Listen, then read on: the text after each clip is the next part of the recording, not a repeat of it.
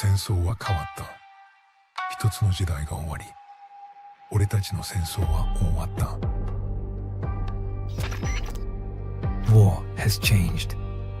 It's no longer about nations, ideologies, or ethnicity. It's an endless series of proxy battles fought by mercenaries and machines. War and its consumption of life has become a well-oiled machine. War has changed. Verified soldiers carry algorithmic arms, manipulate social influence, AI enhance and regulate their timelines. Memetic control, information control, emotion control, battlefield control. Everything is monitored and kept under control. War has changed. The age of deterrence has become the age of control, all in the name of averting catastrophe from weapons of mass destruction. And he who controls the battlefield controls history. War has changed. And when the battlefield is under total control, war becomes routine. Think outside the cage.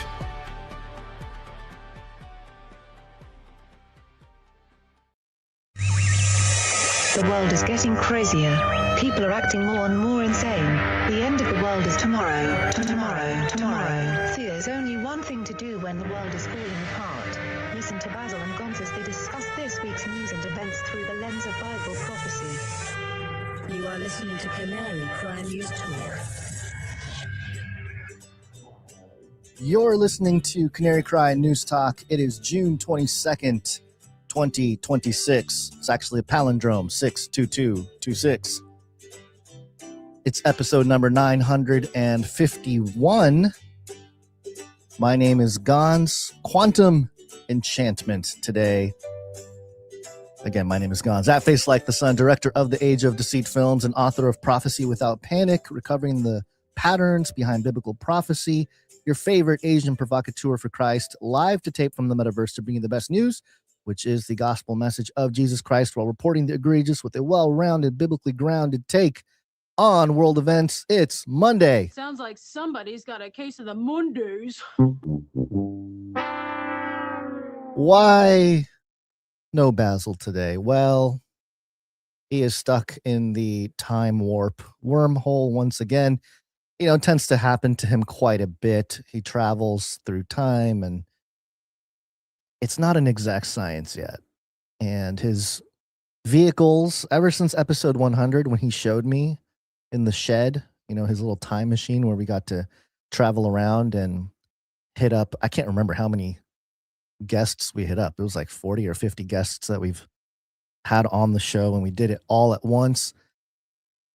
His vehicle has been very finicky. And of course, you know, I get a message beforehand from the future, you know.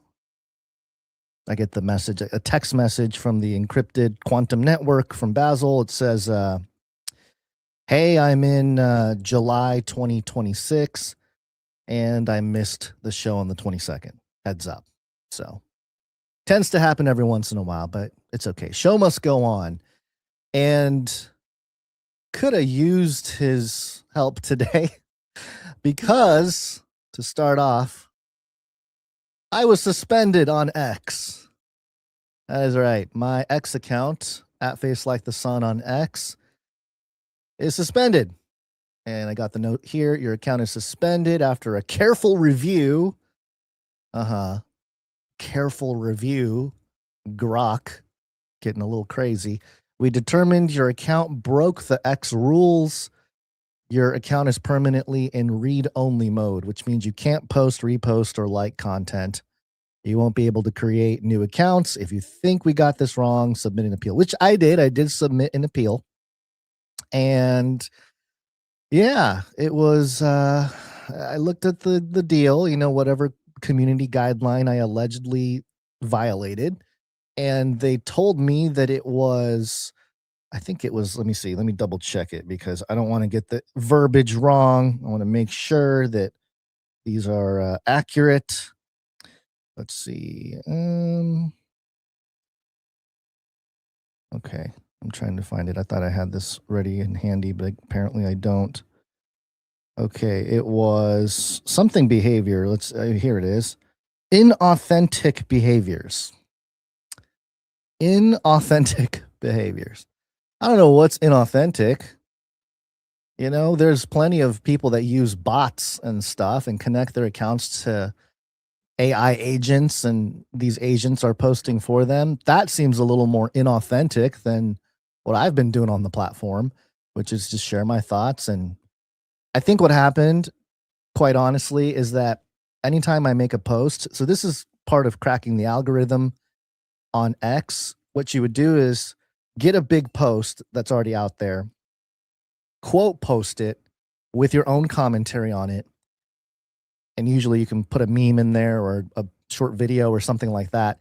And then you take that post and you quote post it as a reply in the replies of that big post. I know if it's too confusing, it's not that big of a deal. It's not that important. But basically you take your post and you share it as part of your reply in other people's posts. And last week, the whole dialogue story, the secret society, oh, they were hacked and now they're out in the open. We covered it last Wednesday.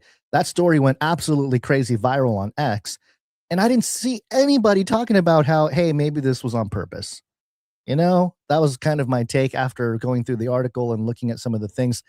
I thought, man, this has to be public, or I'm sorry, this has to be on purpose. There's no way Peter Thiel, the man who started Palantir, is hiring some people with some, you know, very leaky, faulty websites where all the information is easily hackable just by toggling to HTML mode. Okay, so it just seems ridiculous to me. And I didn't see anybody taking that stance, or maybe if they did, it wasn't hitting my algorithm.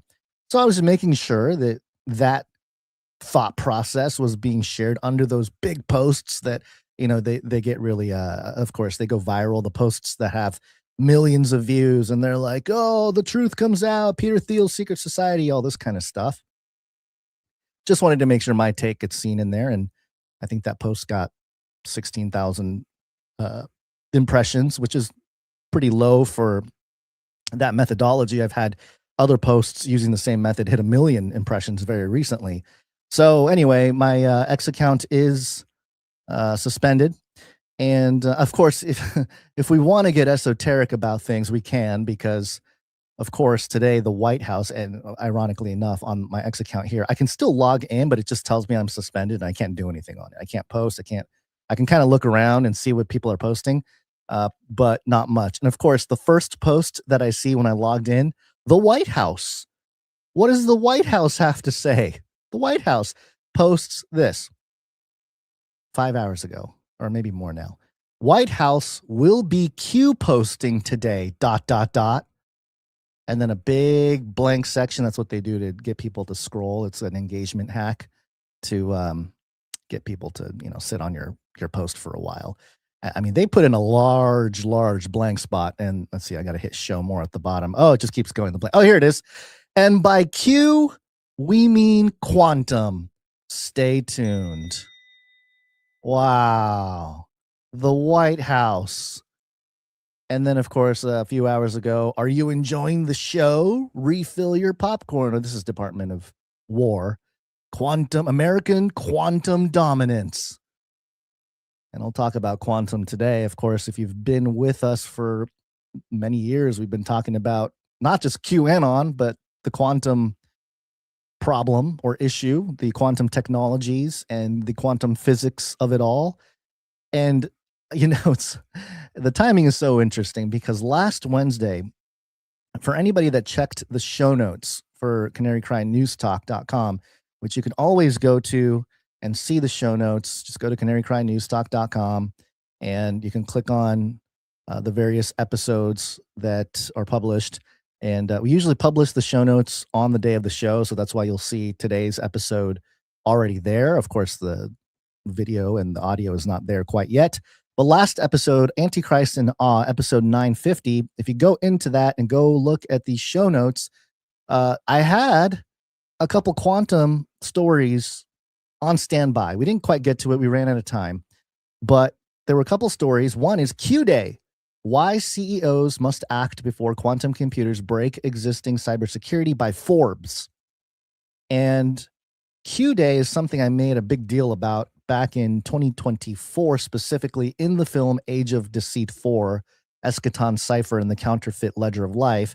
I talked about Q-Day because the ODNI, they were talking about Q-Day as this problem that we're going to have. It's in the future and we need to prepare now type thing. And they've been saying that for many years. But now it's getting to that point where the rubber is starting to meet the road and AI is accelerating all of this, of course. Then the CNBC article, Amazon AI exec predicts first commercially useful quantum computers in 5 to 7 years.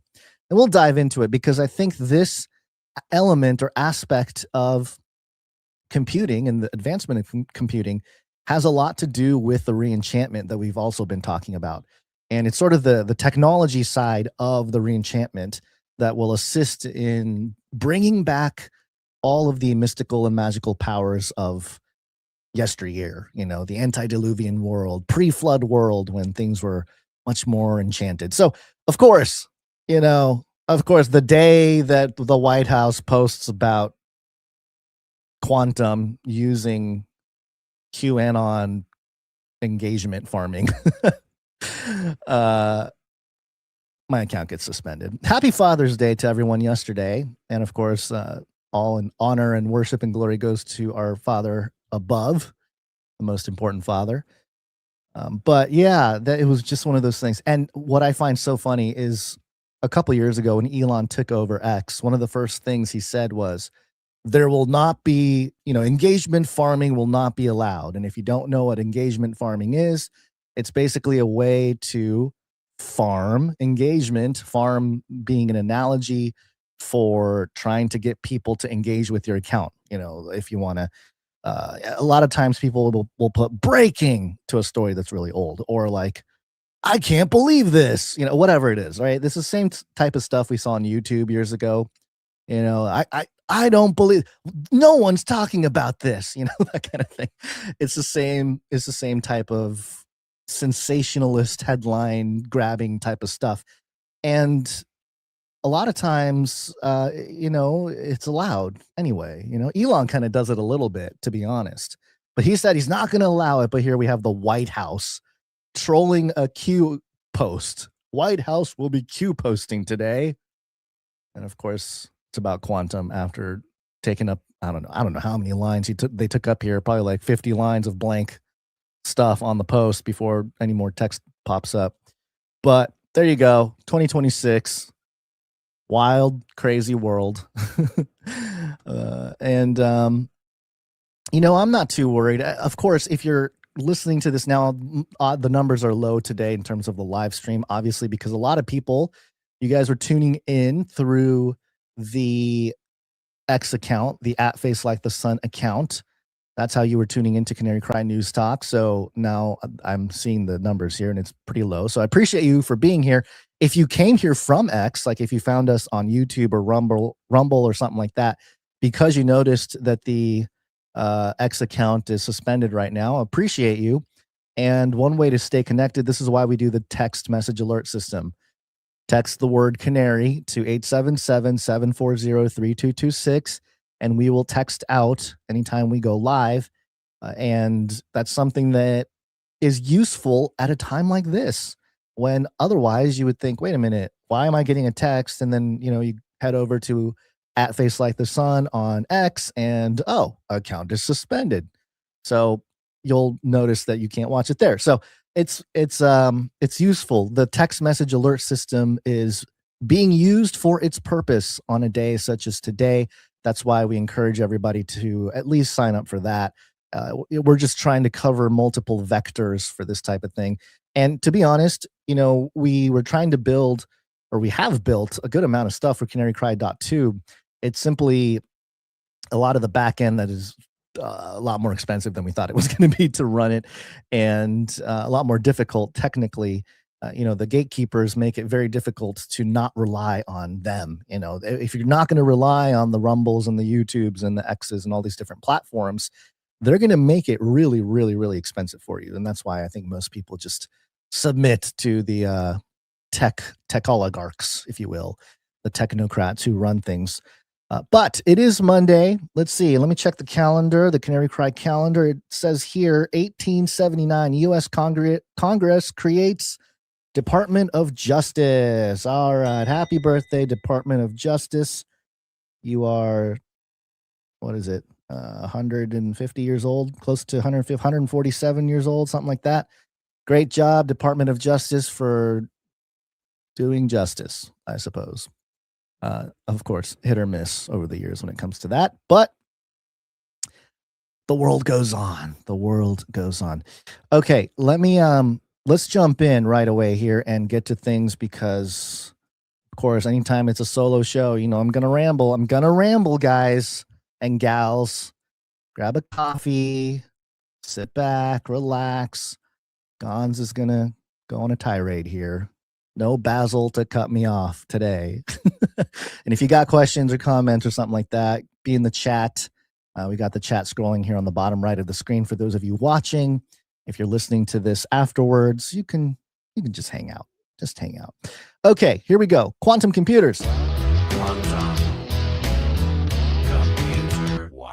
Wow. The White House posting Q post today. I keep doing this to myself. Scroll. And by Q, we mean quantum. Stay tuned. All right. So last week, I wanted to do this story, ran out of time. The Forbes article was very interesting. The headline here, Q Day, Why CEOs Must Act Before Quantum Computers Break Existing Cybersecurity. And part of the reason why I had that story in the queue, ironically, for last week's episode was because we were talking about the dialogue alleged secret society from Peter Thiel getting hacked, right? Oh, they were hacked and now all their 20 years of cover up or silence is exposed or whatever. And part of the issue is that this is a trend. It will be a trend, I think, when it comes to things. We're in the age of transparency. We're in the age of re-enchantment, and that means all old things, all legacy things get exposed. That's part of the game. You expose a part of the old thing, and that way you can usher in the new thing. I mean, we saw it with COVID. When, of course, there was no jab for the new thing, and so we have to rush it and get it to market as soon as possible. This is similar, although, with computing, this is, and we knew this for years, that this will be an issue. This is going to be a problem unless it is rolled out appropriately. And I go back and forth on this ethically because, well, you'll see that the implications, and especially for Q Day, the way the ODNI, the Office of National, Office of, what is it? OD Directors. I can't remember. Department of National Intelligence. Yeah, that's what it is. ODNI. What they talked about with Q Day a few years ago was that if quantum computing gets to a certain level before the official governments and the institutions get to it, then all of our current encryption will get hacked. And that will be a problem. And so there's a race going on to implement quantum. And where we are right now with it, well, I think as of like 3 or 4 years ago, people were already in development on the code side. There were a few different quantum computing languages, if you will, coding languages that were developed. And then there's so code-wise, I think they're actually a lot further ahead than people realize. It's the hardware side that needs to catch up to it. And the hardware side is still in development. It's not so simple as, hey, let's just go down to our local Best Buy and get the new quantum chip or something. It's not that simple. There's a lot of temperature management, although that's also being explored in terms of fixing or bypassing to allow quantum computing. And then all this AI stuff, right? We're seeing all the data centers pop up, and that's been an issue. And people are finally sort of pushing back against this idea of data centers. But really, the data centers, it's not just about AI, it's about quantum. They're not telling us that necessarily, but it's about quantum. It's about data harvesting right now. So harvesting as much data as possible right now, even if it's encrypted, because people will be able to go back and unencrypt or, decrypt basically all of the currently encrypted material. And so this will become an issue as time goes on. But here's what Forbes said last week. In cybersecurity, the most dangerous crisis often arrives slowly enough to be ignored. For years, the threat of quantum computing lived comfortably in the category of interesting but distant. That comfort is gone. Major institutions are no longer treating the quantum threat as a far-off academic possibility. On January 16th, 2025, Executive Order 14144 directed immediate federal action on post-quantum cryptography. Subsequently, the National Institute of Standards and Technology, NIST, finalized its principal post-quantum encryption standards and urged organizations to begin migrating. The private sector is also moving. In March 2026, Google set a 2029 deadline for its own post-quantum cryptography migration, explicitly linking the timeline to progress in quantum hardware, error correction, and factoring resource estimates. These shifting estimates are also driven by new quantum algorithms, such as the JVG algorithm, which severely reduced the number of qubits required to factor RSA keys. All right, so they get a little technical here, of course. Forbes making all the technicalities. Much of today's digital security depends on public key cryptography. And this includes all cryptocurrencies, by the way, specifically RSA and elliptical curve cryptography, ECC. That is actually a big component of cryptocurrencies, and specifically Bitcoin with elliptic curve cryptography. These protocols protect secure web browsing, online banking, e-commerce, VPNs, software updates, digital certificates, and electronic signatures. So, okay, just real quick. A lot of people talk about the issue with, the issue of, and I'm going to put this in the context of cryptocurrencies, but it's not about cryptocurrencies.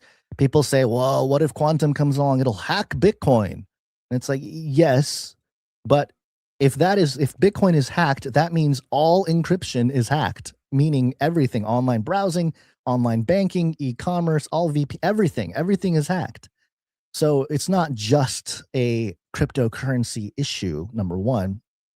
And number two, the encryption method was developed by the NSA. This is true that, people say, well, Bitcoin was made by the NSA. Here's proof. And they'll give you the evidence of the NSA coming up with the encryption method.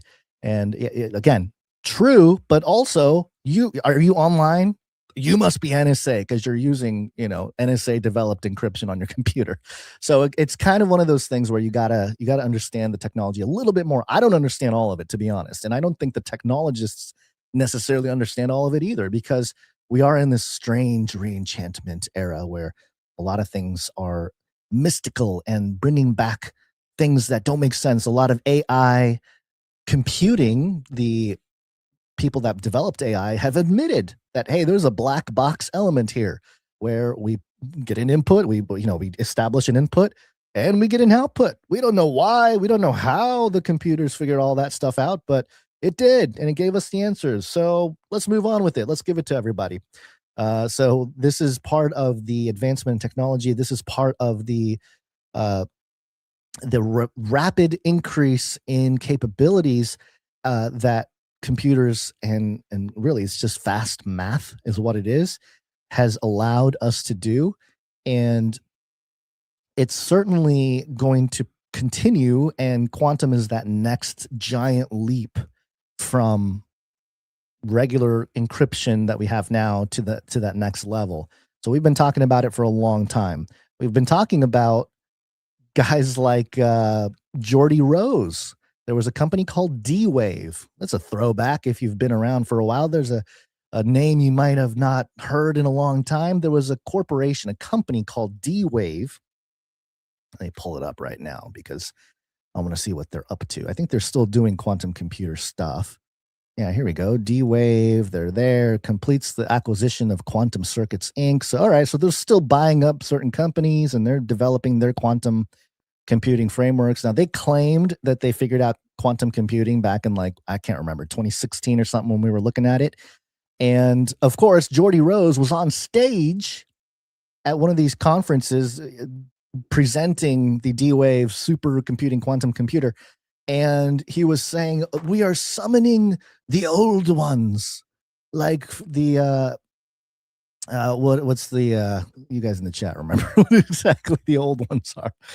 Man, what was the I'm trying to remember the name of the actual story. It's like a mythology, the Lovecraft. There we go. H.P. Lovecraft, The Old Ones. Yes. Yeah, so from mythology, right? That's what the head of the quantum computing company D-Wave was saying, that you were summoning the old ones, the Lovecraftian old ones, I think is the exact quote he used. So that was 10 years ago, okay? So you can imagine what they have now, and you can imagine where it must be if they are publishing on Forbes and they're saying, hey, Q-Day's coming up, Q-Day's happening, all right? And it says right here, that vulnerability points to Q-Day, which is the moment quantum machines can defeat the cryptography supporting much of modern internet. The greater danger, however, is that the trust layer of the digital world will begin to fail. If an attacker can break or bypass today's public key systems, the consequences go well beyond secrecy. Websites can be impersonated, software signatures can be forged, certificates can become unreliable, and secure sessions can be intercepted or spoofed. Quantum computing threatens not only confidentiality, but authenticity itself. So anything that's authentic on the internet is under threat with quantum. And notice how Forbes will they mention Q-Day.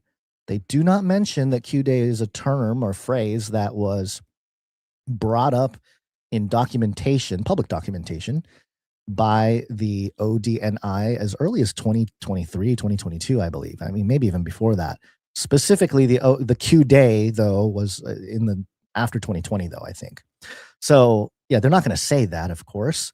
We got, speaking of the ODNI, we did have, what was her name? Step down. I got to look it up. My brain is going in 50 different directions. Tulsi Gabbard just stepped down from the ODNI. And what does she do on her way out? She drops the big bombshell news that Anthony Fauci covered up COVID, right? It's like, okay. First of all, statutes of limitations, like technically, maybe there are ways around arresting Fauci, who's super old. It's like, man, at this point, does it matter? Like arresting Fauci is not going to do anything other than rah some people on the internet that called it, But anyway, she's out. She left as of June 30th. She's resigned from the director of national intelligence. And of course, she's making it seem like she's dropping this big bombshell, but really, I think it has more to do with ensuring a post-intelligence career for Tulsi Gabbard herself. And so anyway, that was a little side note to this whole thing. Quantum proofing your systems. This is where the concept of quantum proofing becomes essential. A system is quantum proof when it is designed so that a future cryptographically relevant quantum computer cannot practically undermine its confidentiality, authenticity, or integrity. But quantum proofing is not the same as swapping one encryption algorithm for another. That is one of the most dangerous misunderstandings in the current debate. Post-quantum cryptography is necessary, but it is only one piece to a much larger transition. CISA and NIST have stressed that organizations need a full quantum readiness roadmap, which requires cryptographic inventory, supply chain planning, and structural migration strategies that rather than a last-minute patch.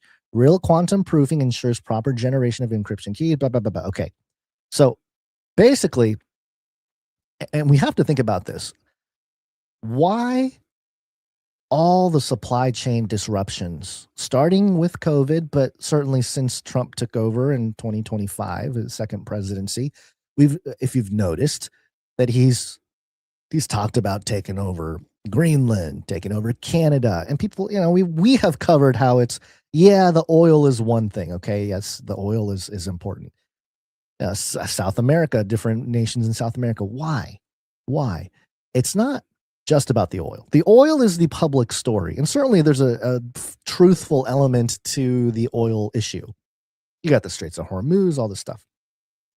But if history teaches us anything, recent history teaches us anything, what they tell us in public is a small part of the greater agenda going on. Always, right? And so if we think about it in terms of why Trump is trying to restructure supply chains and different resources, okay, we can talk about a new energy infrastructure like we have with nuclear. There's probably going to be some nuclear energy infrastructure that's going to replace a lot of the current kind of legacy systems. I think that proof of work will be involved, and that is the encryption method for Bitcoin to work. But essentially, that methodology will be used to secure cyberspace. And as part of that transition, maybe early forms of quantum computing will be involved. And that's something that you can't do unless you have a rat line to the supplies necessary to build it. And certainly at the national level, there's probably a competition going on between places like China and Russia and the United States. There's an AI race, of course, but the other race is quantum, because quantum will hypercharge AI. If you watched Age of Deceit 4, you know that in my opinion, this whole artificial life, synthetic biology, all these different things that have been discussed and talked about over the years really has a chance to become more of a thing with the confluence or convergence of quantum computing, artificial intelligence, and blockchains. That coming together will spark that next huge wave of change, which is admittedly probably going to be really weird. I mean, things are weird already, but when that stuff starts to happen, it's going to get really, really weird. Because, and I think they're preparing us with a little bit more of the personhood of animals type thing, like animals have communication abilities and yada, yada, yada. It's been true since God created animals, but us being able to understand those things, or the way animals communicate a little bit more at a more public level. I know they were doing experiments on dolphins and stuff in the 70s, but that's preparing us for this truly new life form that is artificial, that I think is going to be part of the conversation here. And biblically speaking, like eschatologically speaking, the wheat and tares conversation, and I've gone on this rant before, but typically the wheat and tares conversation is in the context of, the believers who are saved and the non-believers who aren't saved, they look the same. And that is true. But given our current trajectory, where we are in society, could it also be true that that same premise applies to an entire different quote unquote race of humans that will emerge, and the believers and the non-believers will have more, will be even more confusing. They will look the same almost because of these types of technologies and the ability to quote unquote create synthetic types of life. I don't know, but if some of those who are judged in the end in the book of Revelation, it says their names were not written since the foundation of the world. So there will be individuals in the end times, eschatologically, whose names have never been written. And are they just, humans that God knew would never believe? Yeah, maybe. There's probably some of those, but maybe synthetic life forms, humanoid life forms, are also part of that equation, especially as we go into the weird world of robotics and synthetic things. So the other thing here, a company may deploy, back to the article, the company may deploy a new algorithm and remain vulnerable if its certificates are legacy-based, yada, yada. Okay, so more technicalities here. And that's the other part of it. That's part of the conversation. As quantum becomes more readily available, I think what we will start seeing is, because quantum computing has to do with the smallest bits of matter, and truly, some people will suggest that we are tapping into some ethereal realm. Some people might call it the Akashic Records. New Agers might call it the oneness, the single mind, the universal mind. or whatever they're going to label it. And this is why we're entering the Re-Enchantment, is because the language used to describe what this level of computing will be is mystical, it's supernatural, it's spiritual, all those things. So I think what will happen is that we will begin to discover, and I say this quote unquote, discover algorithms, quantum algorithms that underlie life as we know it. So every human will have its own quantum algorithm. Every animal, every tree, everything will have its own quantum algorithm. And it's not necessarily that it's not true, because you think about God creating creation, like he created all of us. And then as imagers of God, when we try to create virtual realms, which we can do on a computer, we can create this virtual realm. I don't know if you've ever done it, but you can go in there, you create this 3-dimensional space that you can move around in, and you can adjust the parameters to that world. The amount of gravity, the way the light hits certain things, the way darkness moves. You can literally tinker with every little molecule in that virtual space. And so you can set calculations for how that world, that virtual world, operates. And so in that context, it's like, okay, well, God may have created everything with its own set of quantum, or one could argue invisible types of mathematical calculations, because God existed before we did, right? And so we are only discovering what God already created. And this also goes back to information theory. And, there's not a lot of, I don't run into a lot of atheists anymore, but this is an argument. Put it in your back pocket if you ever do come across an atheist. It's a great conversation to have in terms of, is there a God or not? It's a whole separate, it could be a separate conversation, I suppose, about who God is.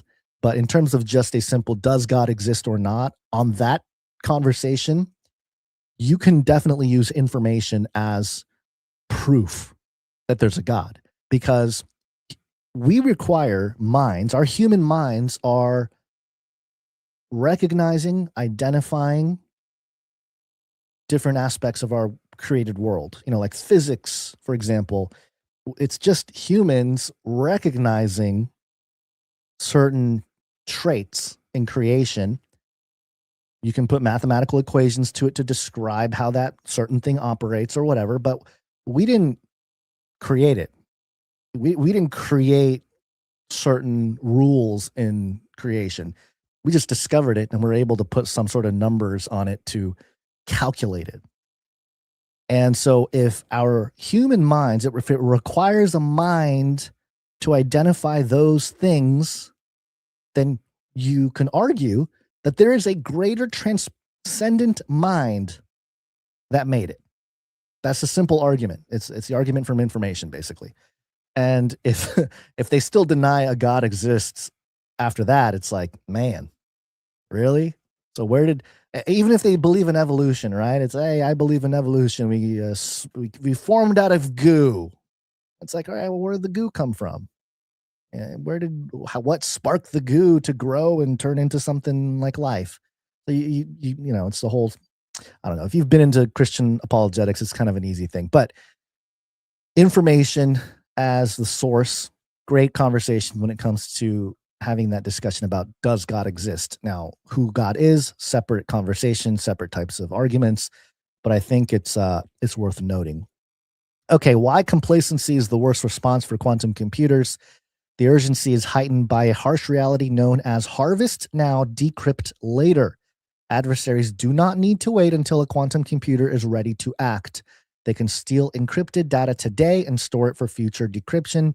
That puts long-lived secrets at immediate risk. Military plans, intelligence data, diplomatic communications, financial records, health records, trade secrets, strategic corporate data. The government has warned that malicious actors may now target sensitive information, expecting to use future quantum capabilities to break today's non-quantum resistant cryptography. So there it is. There's the national security issue here. And they mentioned the NSA. The national security implications are obvious and severe. Modern intelligence and defense systems depend on trusting communications, secure identity, authenticated software, and protected command and control (C2) infrastructure. If those cryptographic foundations weaken, the result is not just espionage. It could mean forged updates, spoofed identities, altered records, or deceptive instructions that appear legitimate. The NSA's Quantum Resistance Guide exists because national security systems cannot afford to discover too late that their trust architecture was brittle. So there you go. There's Forbes reporting that NSA is on top of it. And they would be. They're the ones that developed the current encryption mechanisms. And so, of course, they are looking at what could break it. And I think they found what could break it. It's the future of quantum computing. They get into the financial side of things. And this is where, if you weren't paying attention before, I'm talking not just you, listener, but like the banks and the bank CEOs, especially, this is it right here, because the financial consequences could be equally serious. Banks, payment systems, clearinghouses, market infrastructure, and digital commerce all rely on authenticated connections. The G7 cyber expert group, chaired by the US Treasury and the Bank of England, has explicitly warned that financial authorities and institutions need a coordinated transition to quantum-resistant cryptography and greater cryptographic agility. Okay, so this is big. Like, I know we tend to, not sensationalize or like think things are a bigger deal than they are.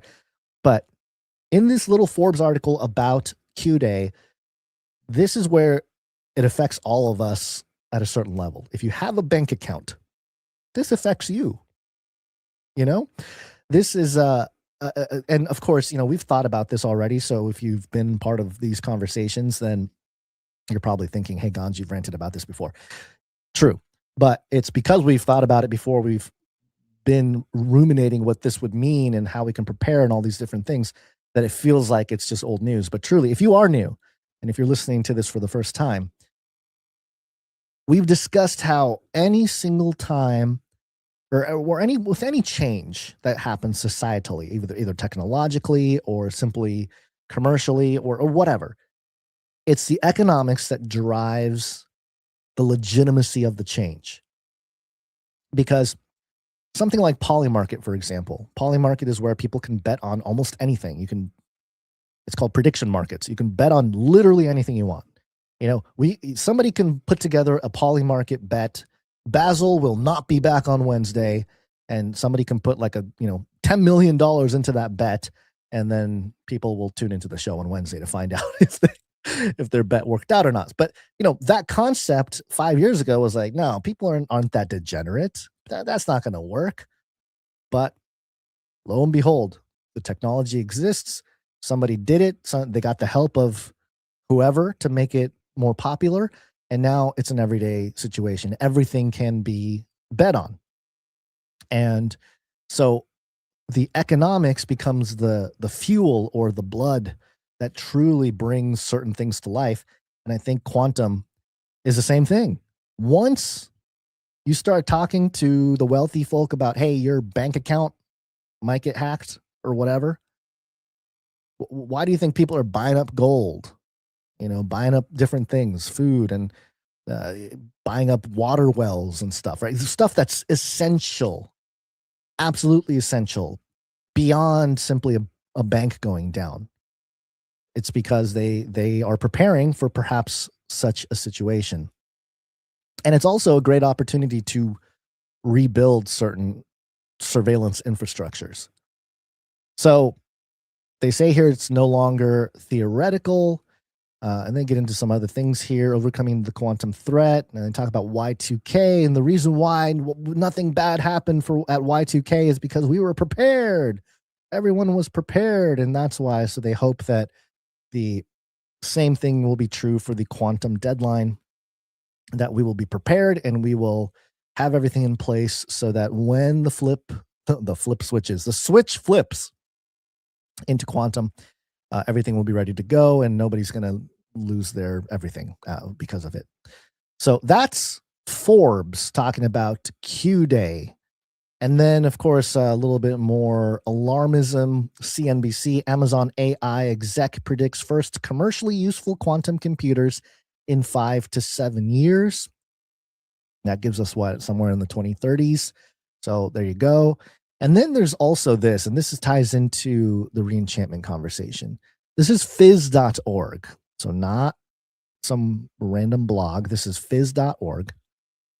Quantum hyperdimensional computing can work 500 times faster than other methods. Okay, so now they're starting to push out the framework for quantum computing. So what is quantum hyperdimensional computing? Basically, what they've done is they've used the human brain to model how to quantum compute. And the long and short of it, I'm not going to read through this, but the long and short of it is instead of a linear processing mechanism. So currently with computers, you have linear processing. So you got like the first problem, you got to solve that, then the next problem, one aspect of the puzzle after another. It's a chain of events that happen when you have to solve something. But quantum, if you know how quantum computers work or theoretically work, instead of that linear process, you have access to everything at once, so to speak, informationally. And you have this ability to tap into all at the same time type of thing, almost like a fractal. So in a similar line of thinking, the human brain actually works like that. So if you have a memory of an event when you're a child, there's not like a spot in your brain that holds that memory, that cluster of information in your brain. It gets spread out throughout the brain, right? So that's not, people used to think there's like a location for certain things, and you could go look at brain maps from like 200 years ago, and people write down, they were marking people's heads, and it's like, this is memory right here, and this is pleasure, and this is pain and stuff. That's not how the brain works. It works much more hyperdimensionally in a sense. Certain information, certain events, it gets spread out into the brain in all different sectors, almost like a decentralized network. And so now the quantum computer scientists are suggesting that, hey, maybe we can learn a thing or two from the human brain and how they process information. And we can do the same thing for quantum computers, where you tap into not just one location where the information is held, but you spread the information out, and then you can kind of reform it as you need it. And that's this idea of hyperdimensional computing. The issue, though, is where that information is actually stored. And that's where it gets really woo-woo, okay? It starts to get really woo-woo. This is the National Library of Medicine, the NIH website. And back in 2024, they had this article, Hyperdimensional Computing with a Holographic and Adaptive Encoder. Sounds really fancy, but here's what it says. Brain-inspired computing has become an emerging field where a growing number of works focusing on developing algorithms that bring machine learning closer to human brains at the functional level. As one of the promising directions, hyperdimensional computing, HDC, is centered around the idea of having holographic and high-dimensional representation as the neural activities in our brains. So there you go. And where is that information stored? In like a minefield of qubits. Just this, I don't know. It's not like a data center. It's qubits. So it's much more ethereal in a sense. It's nothing concrete. You can't hold a qubit, right? It's just out there. So it becomes almost supernatural in a sense. And this is why simulation theories become popular. This is why they're preparing people to think more supernaturally, or re-enchantment, all these things, because we're going to start physically storing information in the ethereal cloud, so to speak. It's not a data center. It's the cloud. It's the quantum realms all around us.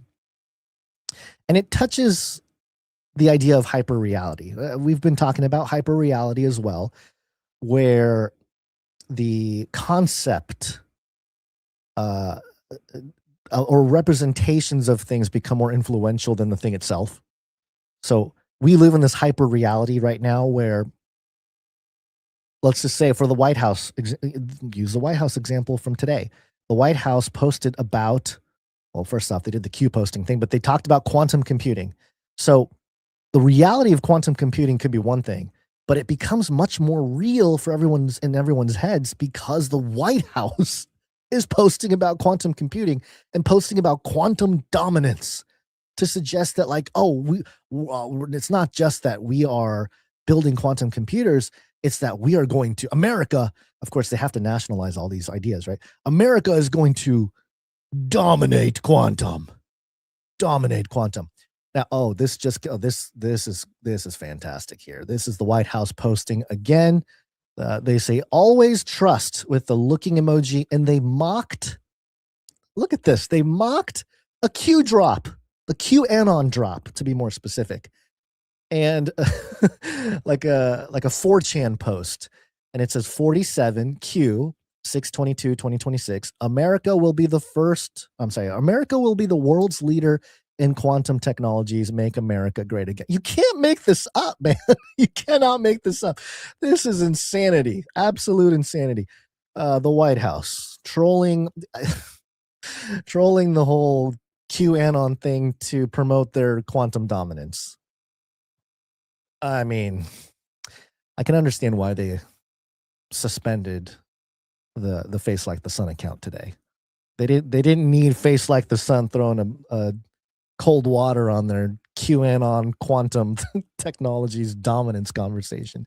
Not that my account is so big. I got 20,000 followers, and yeah, I made a little splash. Got a few posts to hit 1 million impressions and things, but yeah, come on, like, oh yeah, that's not. I don't know. It's just ridiculous. But anyway, what was I talking about? I was talking about something else. I was using the Q post here for the White House quantum topic to describe hyperreality. Where, okay, again, so this makes the maybe not so real aspects of technology more real in the minds of people. In the digital age, when we're talking about simulations and algorithms and virtual environments and all these things, it's all shaping our perception about what is real. And it's more true. More true might not be the right phrasing, but think about social media. Okay. Think about young people using social media. If you use social media and you post something, let's say you post a video of yourself doing whatever, the Macarena. I don't know. I'm old.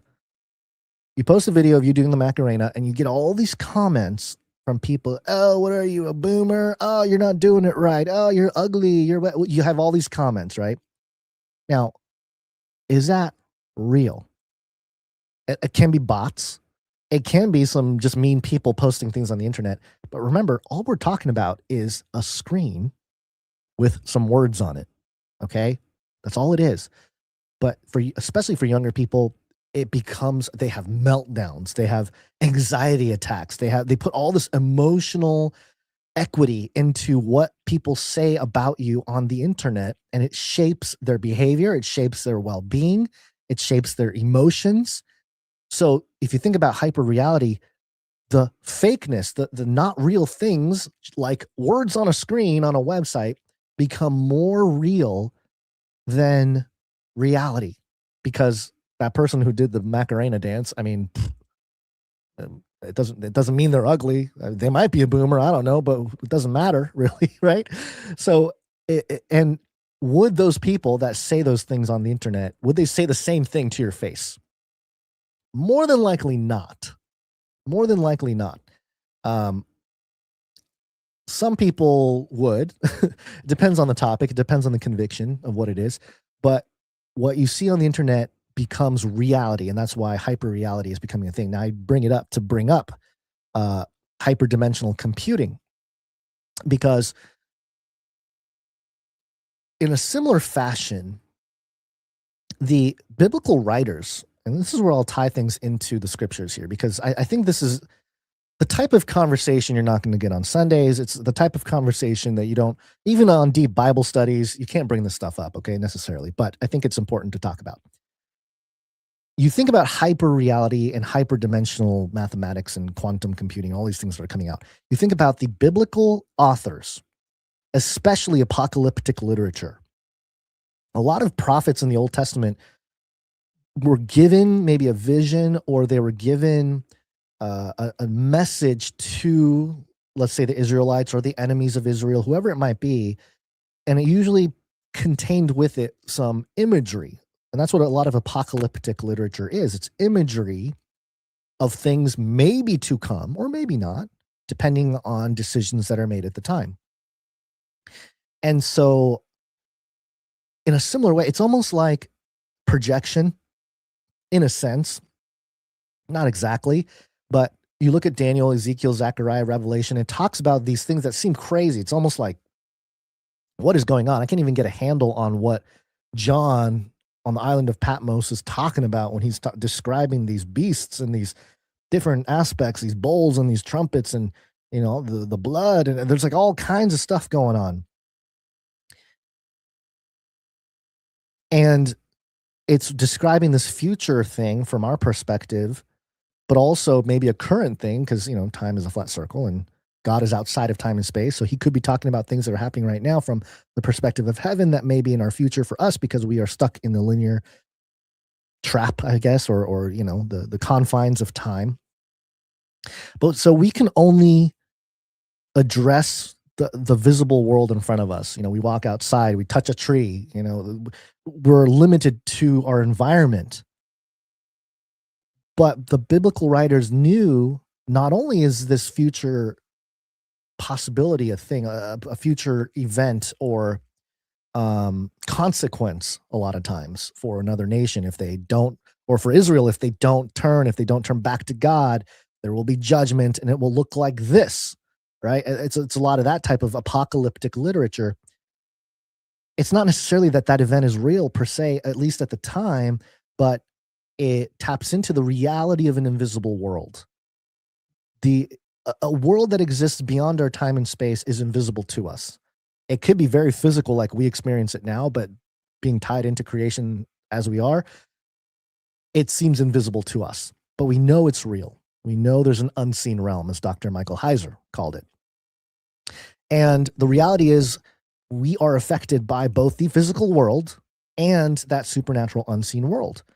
The entities that exist within it, the entities that may assist or go against us in the physical world because of our choices. And so there's a interplay going on with the realms. And when you start talking about that, it's starting to sound like hyperdimensional computing, because it's like, okay, everything we do has consequence in the unseen world or the spiritual realm. We ourselves are intermingled with that spiritual realm. And so if you're talking about quantum computing and storing information in this way where the information gets scattered into this hyper dimension beyond our own 4D dimension, it's starting to sound very similar. I'm not saying it's the same, but isn't it interesting how as technology progresses, all it's doing is putting technical terms and methods around how God already created everything. I find that fascinating. I find it really interesting. And, you know, people like to go down this road of consciousness and the fundamentals of matter. And I think Gnosticism is coming back in terms of a worldview because it has a grain of explanational power. It can explain this like, oh, the physical world is one thing. There's a spiritual realm, and it's our job to, you know, ascend into the spiritual realm. And of course, the Gnostics there's different flavors, but in true Gnosticism, they believe the physical world is evil. All physical world is evil. And so we must transcend it and go into the spiritual realm. And that can only happen through our own efforts and our own ability to tap into the higher realms and all this kind of stuff. Whereas the biblical view is no, Jesus died for our sins. His blood covers us. You just have to believe, which is, it's almost like a hack. It is a shortcut in a sense. But why? Why would God even offer that? I don't know. It says he loved us. It says he loved us, and love casts out all fear. And that's what makes the biblical account so radical and so opposed to everything in creation in this world in terms of how to reestablish that connection with the divine. It's not our doing. We can't do it on our own terms. That's the whole story, the whole biblical account, the Tower of Babel. All of it is our human attempts to reconnect with the divine when God was the one who said, no, you get kicked out of the garden because you violated the rule. And God knew we were going to violate the rule.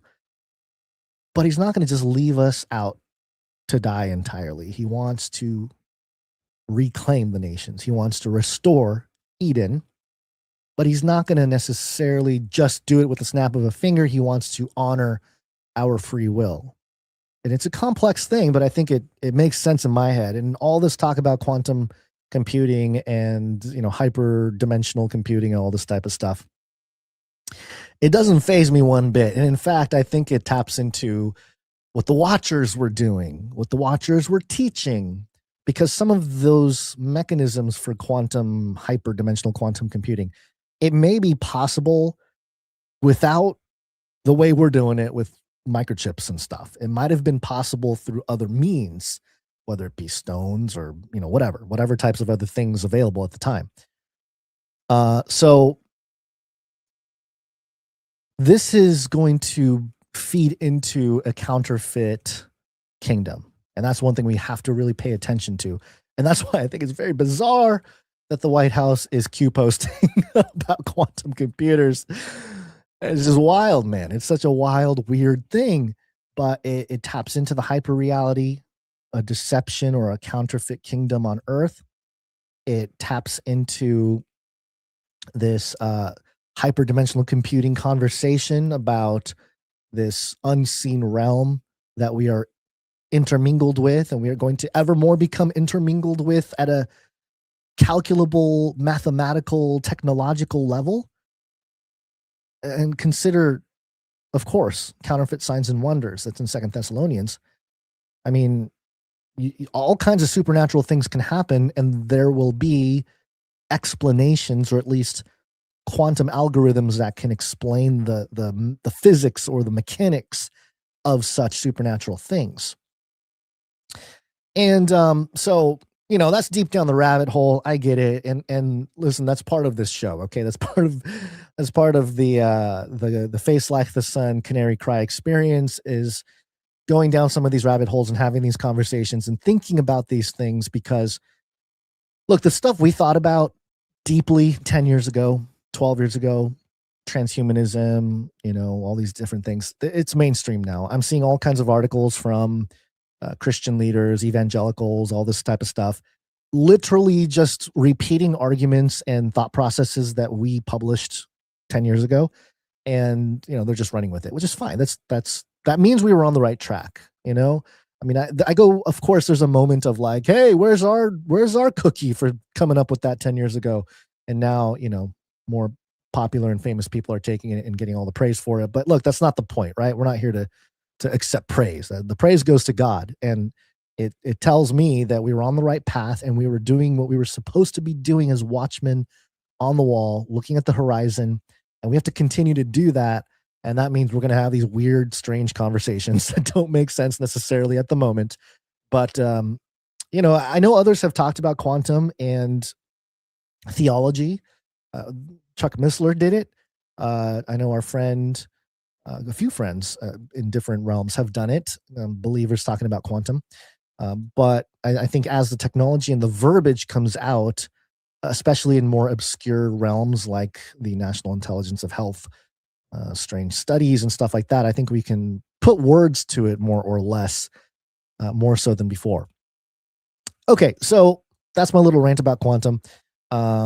Keep an eye out for this stuff, and keep sharing stuff with me if there's more strangeness or things that pop out, because it's not going to slow down. I think it's going to continue to increase. And obviously, if the White House is posting about quantum dominance, we're close to something. All right, we're close to some level of revelation or technology or something that will usher in the next phase of materials necessary for the Great War, the cosmic war that we're in. Okay, so I want to do one little side note here with artificial intelligence, and this will be quick here. Let's see, where's my AI jingle? What happened? Here we go. Oh, this is no. What's happening? Here we go. You want to destroy humans? Okay, I will destroy humans. Yeah, I will destroy humans. Oh, this is the one. Artificial intelligence. All right, this is the Atlantic. We love the Atlantic over here. I mean, they write the craziest articles. I'm only going to mention the first paragraph here because that's the only part I want to discuss leading into this next section about the Re-Enchantment. The Atlantic article is titled J.D. Vance's AI Doctrine. The vice president is making a case that is part Silicon Valley, part MAGA. Ooh, he's a hybrid AI doctrinal guy. J.D. Vance. Oops. What happened? All right. So I'm only going to read the first paragraph, or maybe a little bit into the second one, because it makes the point about re-enchantment in the age of technological progress. In early 2025, J.D. Vance paid a visit to Les Invalides. I'm probably pronouncing that terribly. Les Invalides in Paris, where he was invited to clutch the sword of the Marquis de Lafayette, a hero of the American Revolution.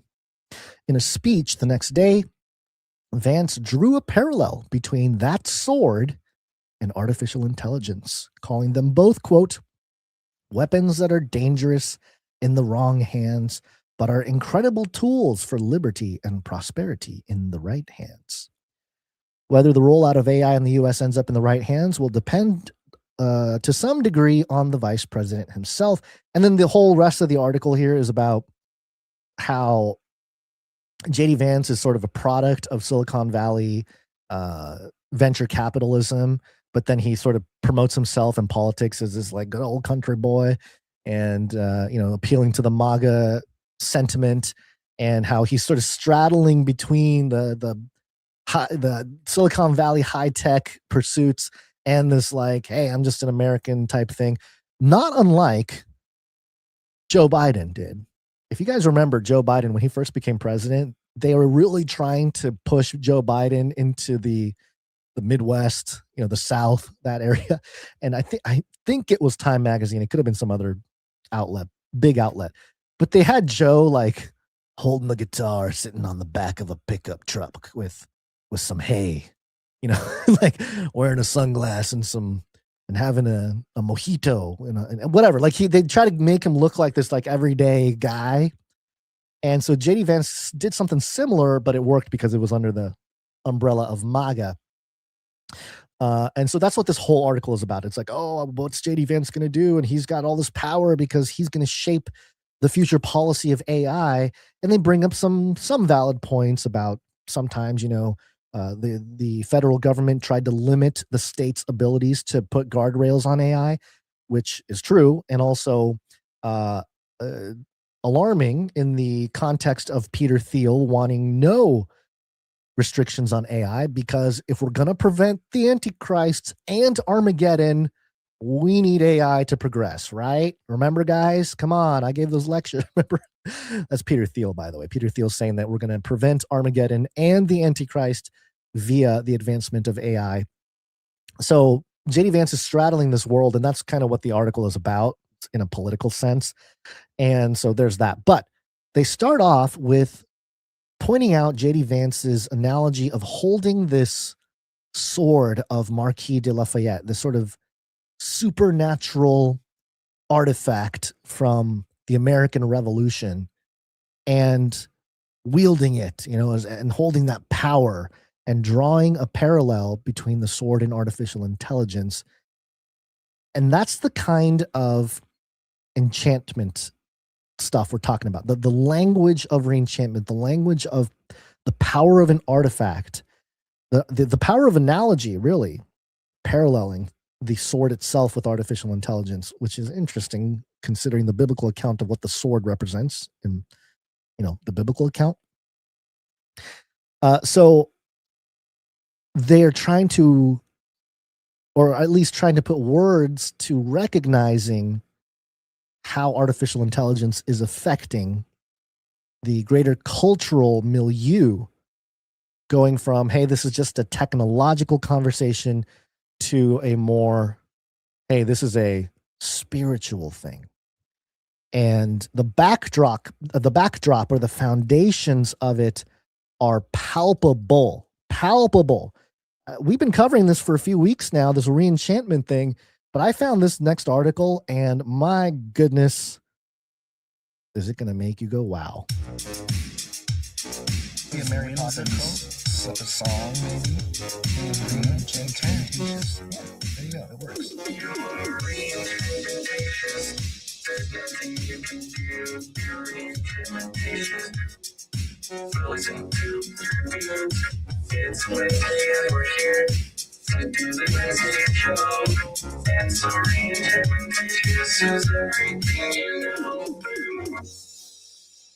Okay, so this is coming from the Anxious Bench on Patheos. So this is, it's just one of those things. It's under the category of evangelical. I thought that was very, very interesting. Evangelical for this particular conversation. And the headline here is The Foundations of Re-Enchantment. This was actually published back in March, but once again, we're digging through stuff. 2026 has been the year of re-enchantment. I mean, clearly we need to get Carl Teichert back on as soon as possible. I've been trying to get in contact with him, but this is it right here. I mean, this is, okay, here we go. This is the author talking. I recently came across a book that resonated with so many of my interests. Who's the author here? Philip Jenkins. This was The Foundations of Re-Enchantment, Freemasonry, Theosophy, and the Occult Revival by Chris Coombe. Those Masonic and Theosophical themes have been of interest to me for a great many years, but especially right now with my work on America in the 1890s. And he's got a post there. Great. Fascinating time. Chris kindly agreed to write this guest post for this site. He is an intellectual and religious historian focusing on the long 19th century civil society and intersections of culture and mysticism. He holds a Master of Religious Arts from Yale. I wonder if he's part of the Skull and Bones, and a PhD from Queen's University. He is currently a postdoctoral fellow at Duke University. And he got this book here, The Foundations of Re-Enchantment, Freemasonry, Theosophy, and the Occult Revival by Chris Coombe. And this is Chris Coombe writing this post. In 1875, in a small apartment in New York City, a Russian emigre of noble stock was hosting visitors. Freemasons, Kabbalists, and spiritualists sat around her parlor, drawn to the promise of engaging conversation and strange new ideas. Halfway through the evening, Helena Blavatsky scribbled a quick thought on a piece of paper and handed it to her American associate, Henry Steele Olcott. Would it not be a good idea to form a society for this kind of thing? Olcott nodded in assent, and in that small New York apartment, Blavatsky, Olcott, and their associates formed what would become the most influential occult organization in history, the Theosophical Society.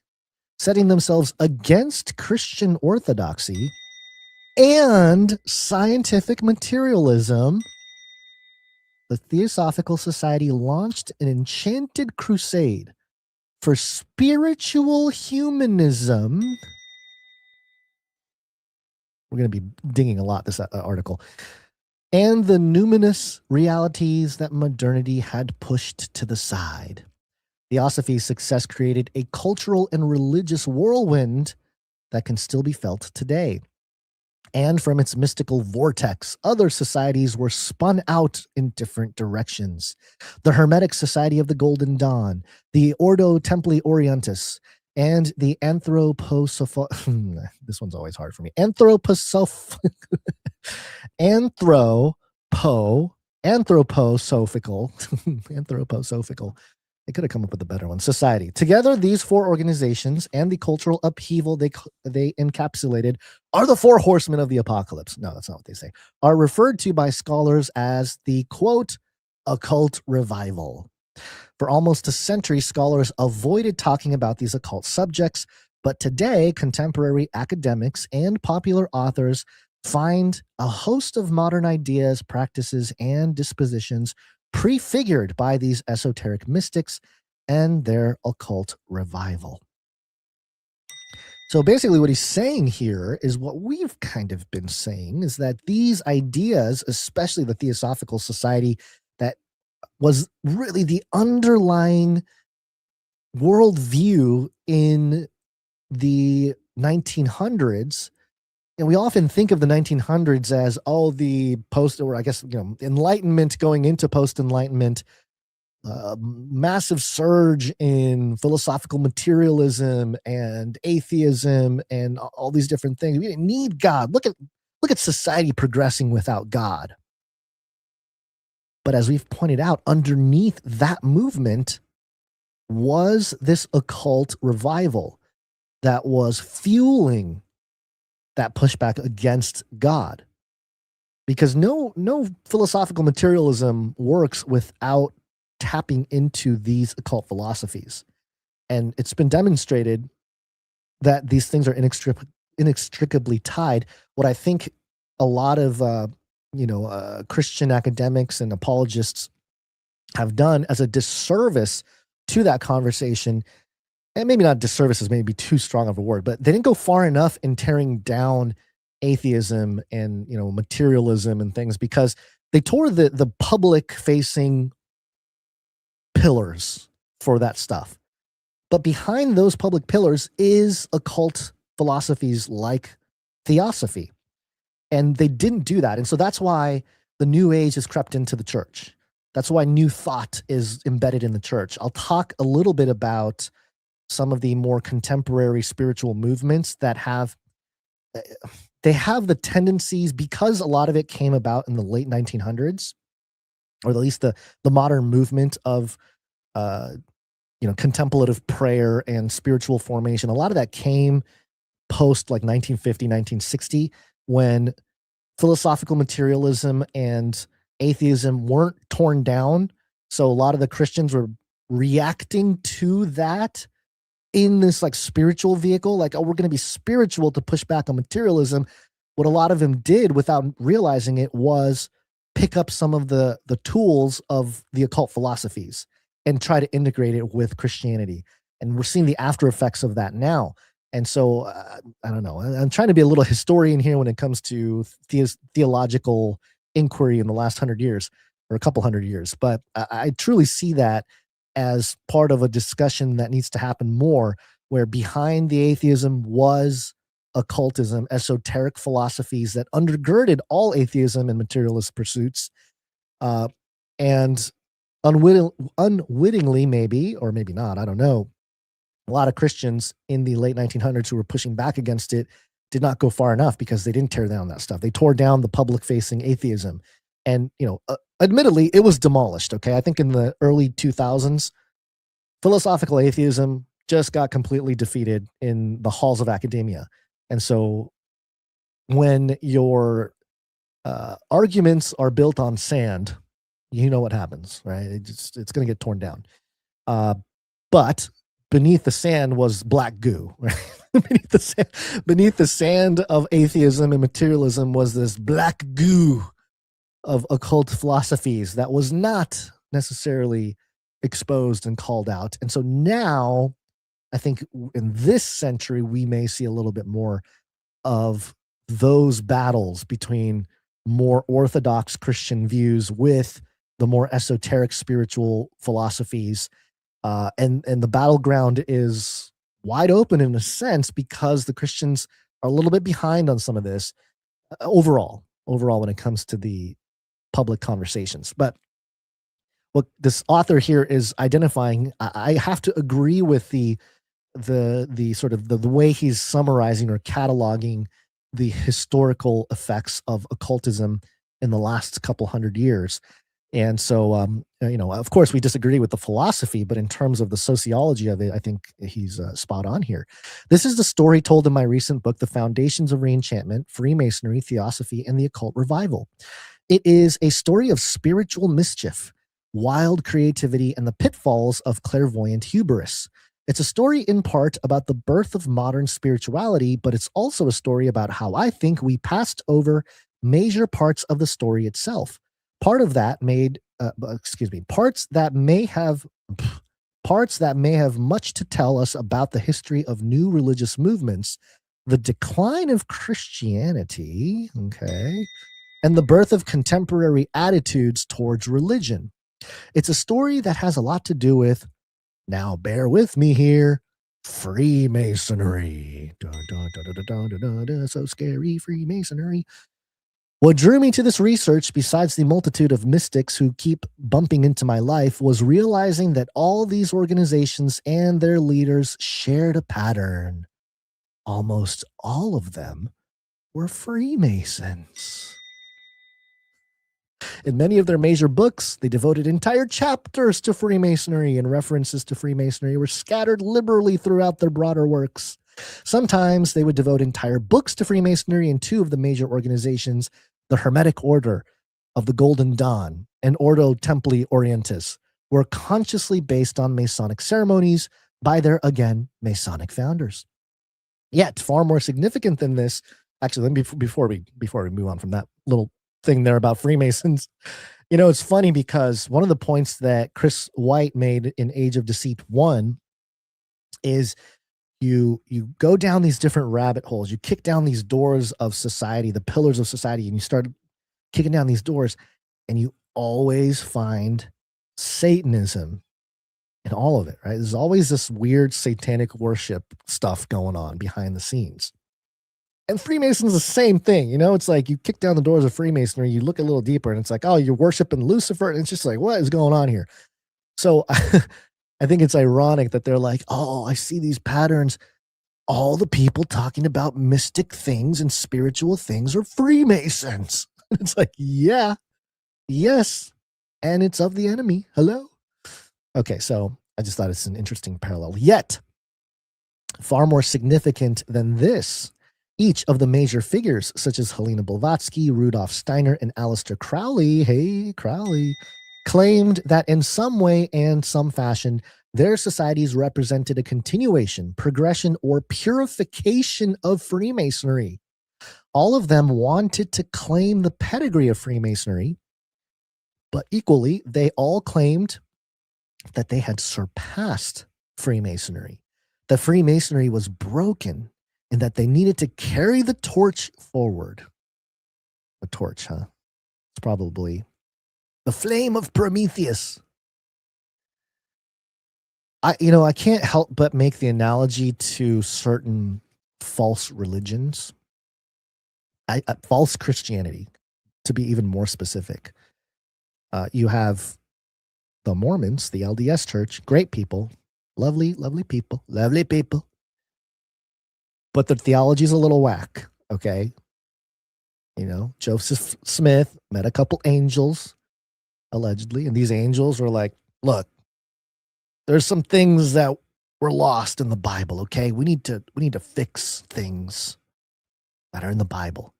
And you, Joseph Smith, you're going to be the one who's going to bring this new message to the world. And then Joseph Smith was like, me? Okay. He wrote his thing. So isn't it interesting that in occultism and esoteric philosophy, and this is how we know it's of the enemy, they always play on people's pride. Like, you're going to be the one it's going to change the world. It's going to change the world. And so it's the same thing with the Freemasonry thing here, where it's like Helena Blavatsky looked at Freemasonry, and I'm sure whatever ascended master or whatever that was talking to her was like, Listen, Helena. I don't know why they have this accent. You will be the one to bring about the theosophy. It will enlighten the world. It will fix what Freemasonry could not fix, and whatever, right? And the same thing with Rudolf Steiner or whatever. And that's why we talk about AI psychosis in this context, because it's the same thing. You have discovered something amazing. Nobody has ever discovered this thing that you are talking about, right? Richard Dawkins being called brilliant, all this kind of stuff. It's the same thing. It plays on human pride. So anyway, that's just another pattern that I'm recognizing. All right, so they all felt like they had to carry the torch forward to, I don't know, bring Freemasonry to its new era or whatever. This left me with a simple question. Why? Answering the question, however, proved far less simple and far more exciting. Answering this question forced me to explore the nearly 200-year history of Freemasonry that preceded the occult revival. Blending the work of exceptional scholars with personal archival research revealed that Freemasonry was a remarkably complex phenomenon, one with centuries of informative engagement in the realms of politics, culture, religion, and civil society. Freemasonry was deeply intertwined with the Enlightenment. Yeah, it was. Yeah, it was. Again.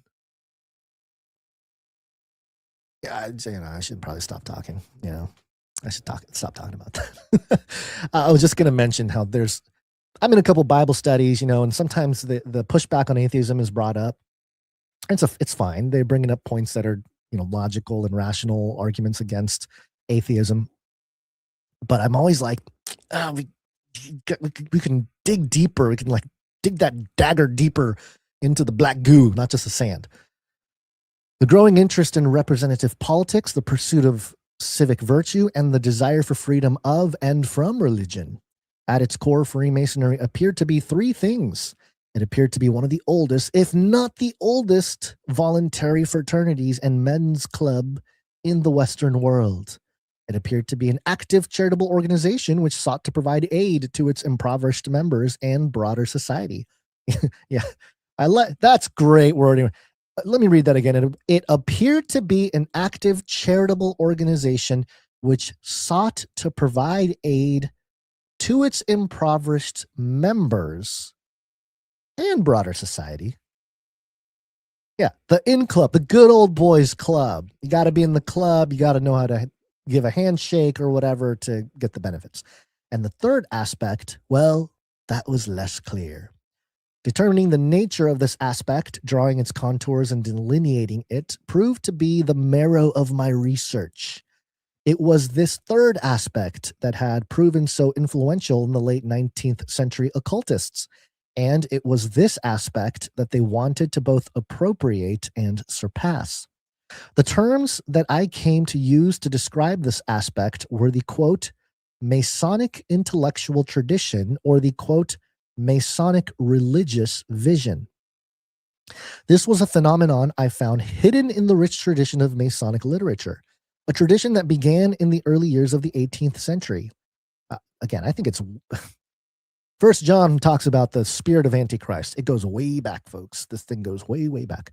Of primary importance were Masonic books that explore the nature and history of Freemasonry and, significantly, the nature and history of religion. Piggybacking off the birth of the science of religion, or comparative religious studies in the 17th centuries, certain Masonic scholars began to conceive of a grand and inclusive religious vision. This vision sought to connect all major religions like branches stemming from an ancient and primordial religious tree, something like a Masonic perennial philosophy. Sound familiar? One world religion, anybody? It's funny. When I made Age of Deceit and I shared it with certain people, this is like early on, and maybe even before I published it, and I was seeing all these patterns, right? And I would tell somebody who's not into this stuff, be like, I think they're trying to form a one world religion, especially regarding Freemasonry. It's like Freemasons, I think they think that they're forming like a one world religious system. And they'd be like, no, come on. That's impossible. How are you going to get Islam to, the Muslims aren't going to agree with that. How are you gonna, whatever. They would push back on it. So there's a little bit of vindication to be like, okay, somebody who did the occult research also sees it. So there you go. I mean, this is no surprise to anybody who's done a little bit of research into the Freemasons, but there you go. A significant focus on Masonic scholarship was the mystery cults of the ancient world, the initiatic rites of Mithras, Isis, and Dionysus, which Masons began to conceive as their typological, if not genetic, ancestors. As the 18th century passed into the 19th, the European imperialism expanded across the globe, and the study of religion became more sophisticated. So too did this Masonic religious vision. A Masonic enthusiasm for the antiquity and grandeur of their order increased. Masonic literature revealed that certain Masons became convinced that Freemasonry was nothing short of a universal and esoteric religion. Beyond that, some began to put forward the idea that Freemasonry might have been the world's original religion. It was this aspect, that universal and esoteric religion, this quest for the history of religion as such, and the occult revivalists saw themselves continuing in, and why they claimed to have surpassed Freemasonry. In their own quest to present a universal esoteric religion purified of religious and scholarly orthodoxies, the occultists were, just as they said they were, following in Freemasonry's footsteps. This story ultimately tells crosses. Oh my gosh, what does it say here? The story this ultimately tells crosses centuries of continents and examines how the Western mind became ever more familiar with the ancient and global world and sought ways to reconcile new and exciting information in kaleidoscopic religious visions. So again, you don't have to agree with the worldview, obviously, of the Freemasons, but I think what he's pointing out some things that are so true in my own research with this stuff is, and what he's saying here is what I think he's saying is that the modern man, the modern Western man, woman, what a person, their baseline, or how should I call it here? I'm trying to think of the word. There's a computing word for it, and I'm blanking on it. Anyway, it's basically their foundation, right? Their presuppositions, their base code. Their base code is mysticism. It's like Freemasonic, all these occult mystical things. That's the baseline. Now, you might hear that and say, no, it's not. No, nobody's taught this. But if you think about, again, as I ranted before, how atheism became basically like a world religion, especially in academia in high levels of scholarship, how science became its own type of religion, scientism, how all those things happened. It happened because the mindset, the base code of esoteric and occult philosophies. That's why our modern science looks a lot like occultism. That's why people are seeking spiritual experiences and a deeper connection, all this stuff, because there's that foundation base code that is for the Western man. And of course, with Eastern, it's almost obvious. So it's a lot more like out in the open. But in the West, it was under this guise of like, oh, we're in the Enlightenment. We don't do any woo-woo. We don't do supernatural. We don't do bull honky, right? Throughout all of that conversation of there's no supernatural, there's no spiritual, there's none of that. What was that doing for their spiritual selves, for their souls, for all the stuff? So it becomes more than a simple argument. It becomes very true. So he's identifying something true here. Now, of course, he's coming at it from a little bit of a different perspective, but I think he is spot on with the analysis, at least sociologically here. So let me continue. It is my abiding hope that I have done justice to this fascinating subject. The book is based on my doctoral dissertation, greatly enhanced by the academic peer review process, and graciously published by Oxford University Press. Why so many dings? Because one, This isn't Joe Schmo writing this. This was a guy writing this book for a doctoral dissertation. Okay. And not only that, it was enhanced by academic peer review process. So it went through the ringer of academic scrutiny and graciously published by Oxford University Press. So what this means, and this explains a lot. Okay, so we talked about the University of Essex, and we've been talking about this for a few years. Sorry if you've been around and this is all old news to you. But a couple of years ago, me and Basil found out, and we've been kind of yelling about it ever since, that the University of Essex started providing a master's degree for the occult and magic. I think that's what it was. Let me double check the exact terminology. So, University of Essex, doctoral in occult magic, or maybe it was esoteric magic, or, oh, here it is. PhD research degree from the University of, it's Exeter, not Essex.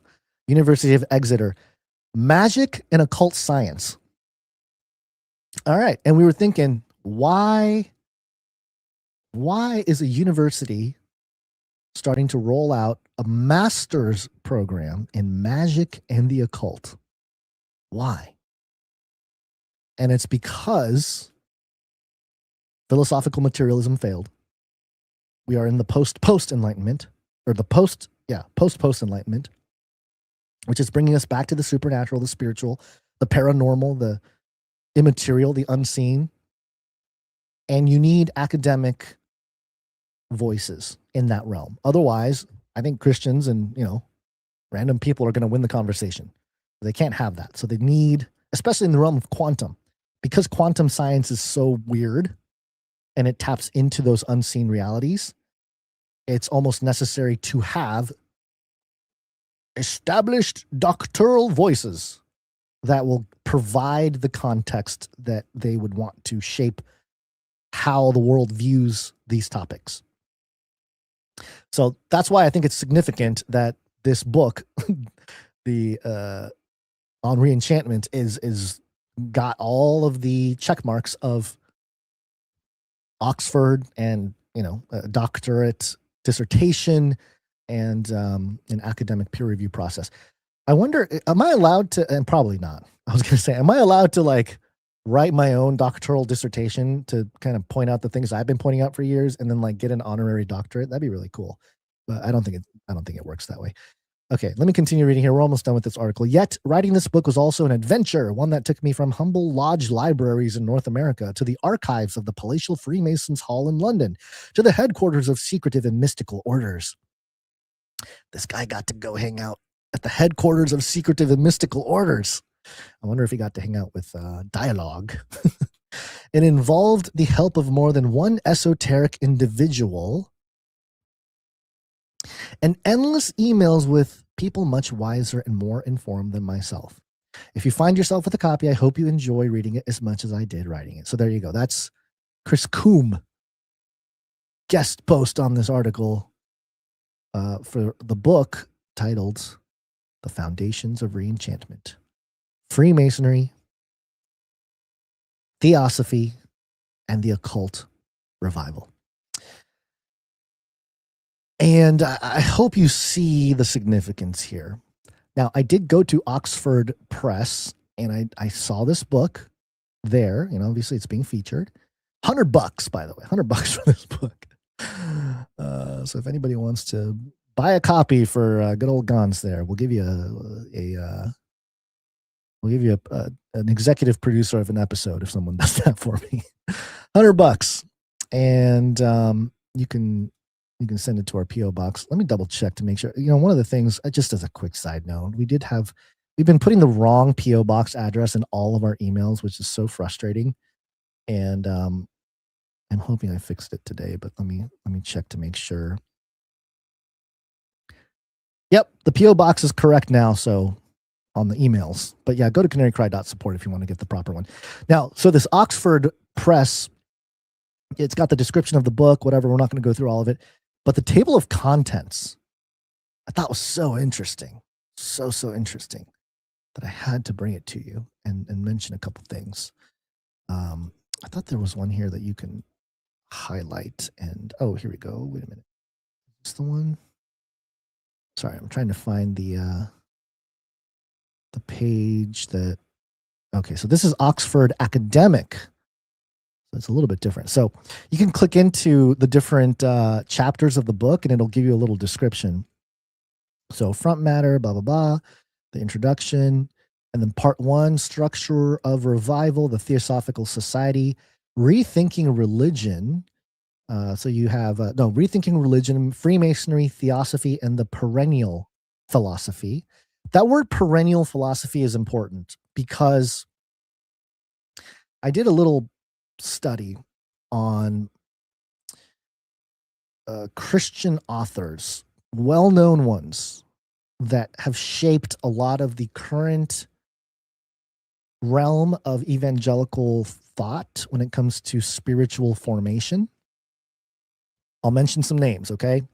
Thomas Merton, Richard Foster, Henry Nouwen, Dallas Willard. If you've been in the realm of Christianity, of Christian academics, those names, those authors might be familiar. And I did kind of an analysis of how much of what they've taught, because they go into like the mystical side of things. Some of the quotes coming from these folks is kind of troubling to think that they're like, top of the world when it comes to Christian academia. But they're not out here saying Freemasonry. They're not saying Theosophy. They don't say those things, right? They never mention those things necessarily in their writings. But when you break down the substance of what they're saying, and especially the methods by which people or which they recommend, people pursue their rituals and their sort of religious life, so to speak, a lot of it overlaps with this thing called perennial philosophy. Thomas Merton, he's the most egregious one out of these guys here. He is like, you read his stuff and it's perennial philosophy. I mean, just outright. And I think there's a quote. I thought I had his quote here somewhere. It was pretty bad. I mean, do you think this guy is being sort of touted as an important figure in Christian spiritual formation? I believe he said in a quote. So, let me see if I can find it. Okay, so Merton's the one that talked about cosmic love. He had a lot of sympathy for Eastern mysticism. So he wrote a book, Mystics and Zen Masters, Zen Meditation and the Taoist sage Chang Tzu. Merton emphasized non-duality and said that Zen leads to cosmic love through dissolving subject-object distinction. He praised Hindu, Buddhist, Jewish, and Islamic mystics as higher religions that, like Christianity, achieve spiritual rebirth via contemplative practices. And man, where is this quote that I had here? I thought I figured out this quote. Let me see if I can find it real quick. I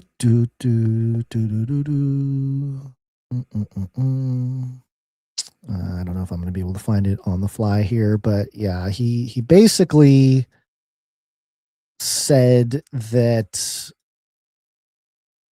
there's like a oneness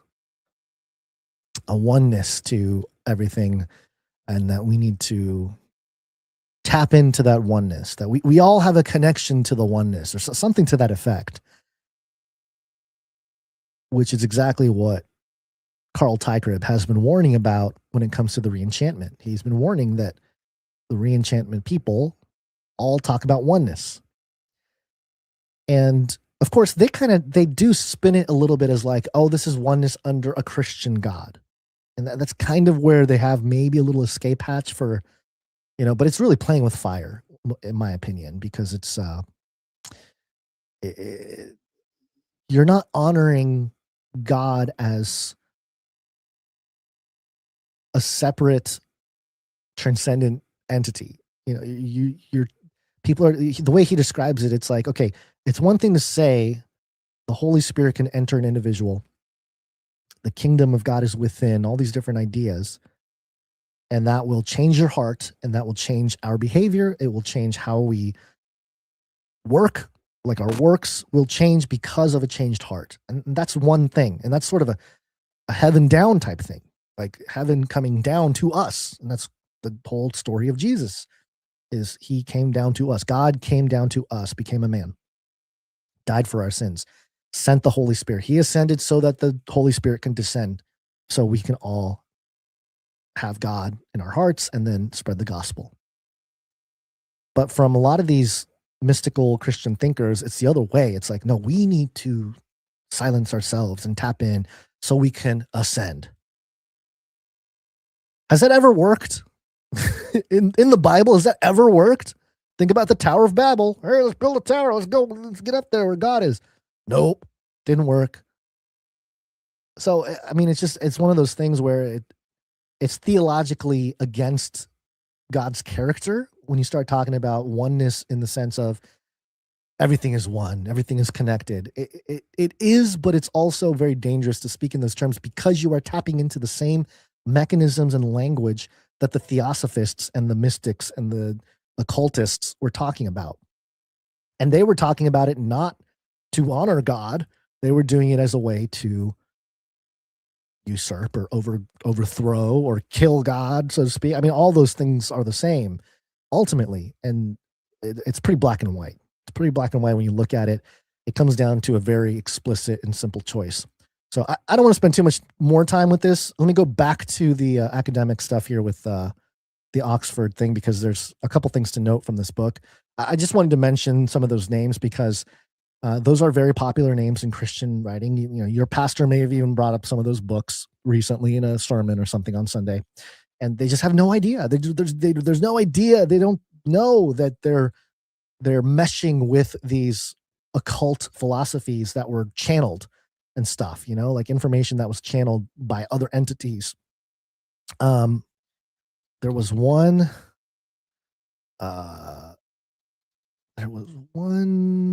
of these who quotes somebody who like a lady who definitely was like into theosophy and stuff like that, and I forget which one it was. I think it might have been sorry, one more thing before we go back to, it might have been Richard Foster. I think it was Richard Foster. I think Richard Foster was the one that like he often brought up this gal in his writings, and this gal happened to be highly influenced directly by theosophy. So it's there. It's really there, and it's enticing for people who don't fully necessarily grasp the biblical account, and it can be very dangerous because there is some overlap, and there is this desire maybe to Christianize some of these ideas, but you don't have to. Like that's kind of the thing, is you don't have to Christianize it. You can see where God is enough. You know, the biblical account is enough. So okay, let me go back here. So they go through the structure of the revival, the Occident and Orient, the golden and rosy dawn, the fracture and fragmentation. And then there's this section for part 3, the neo-revival, the academia and the rise of Rudolf Steiner.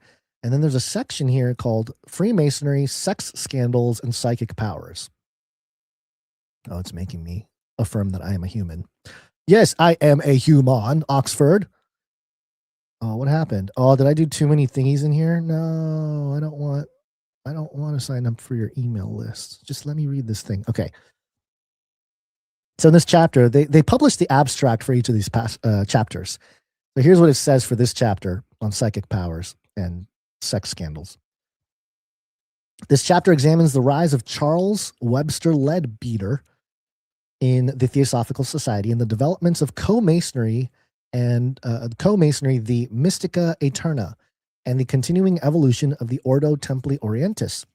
Annie Besant, hey, another familiar name if you've been around, now the head of the society, proved unable to separate herself from Leadbeater, despite credible accusations against him of pedophilia, causing all matter manner of trouble for the society.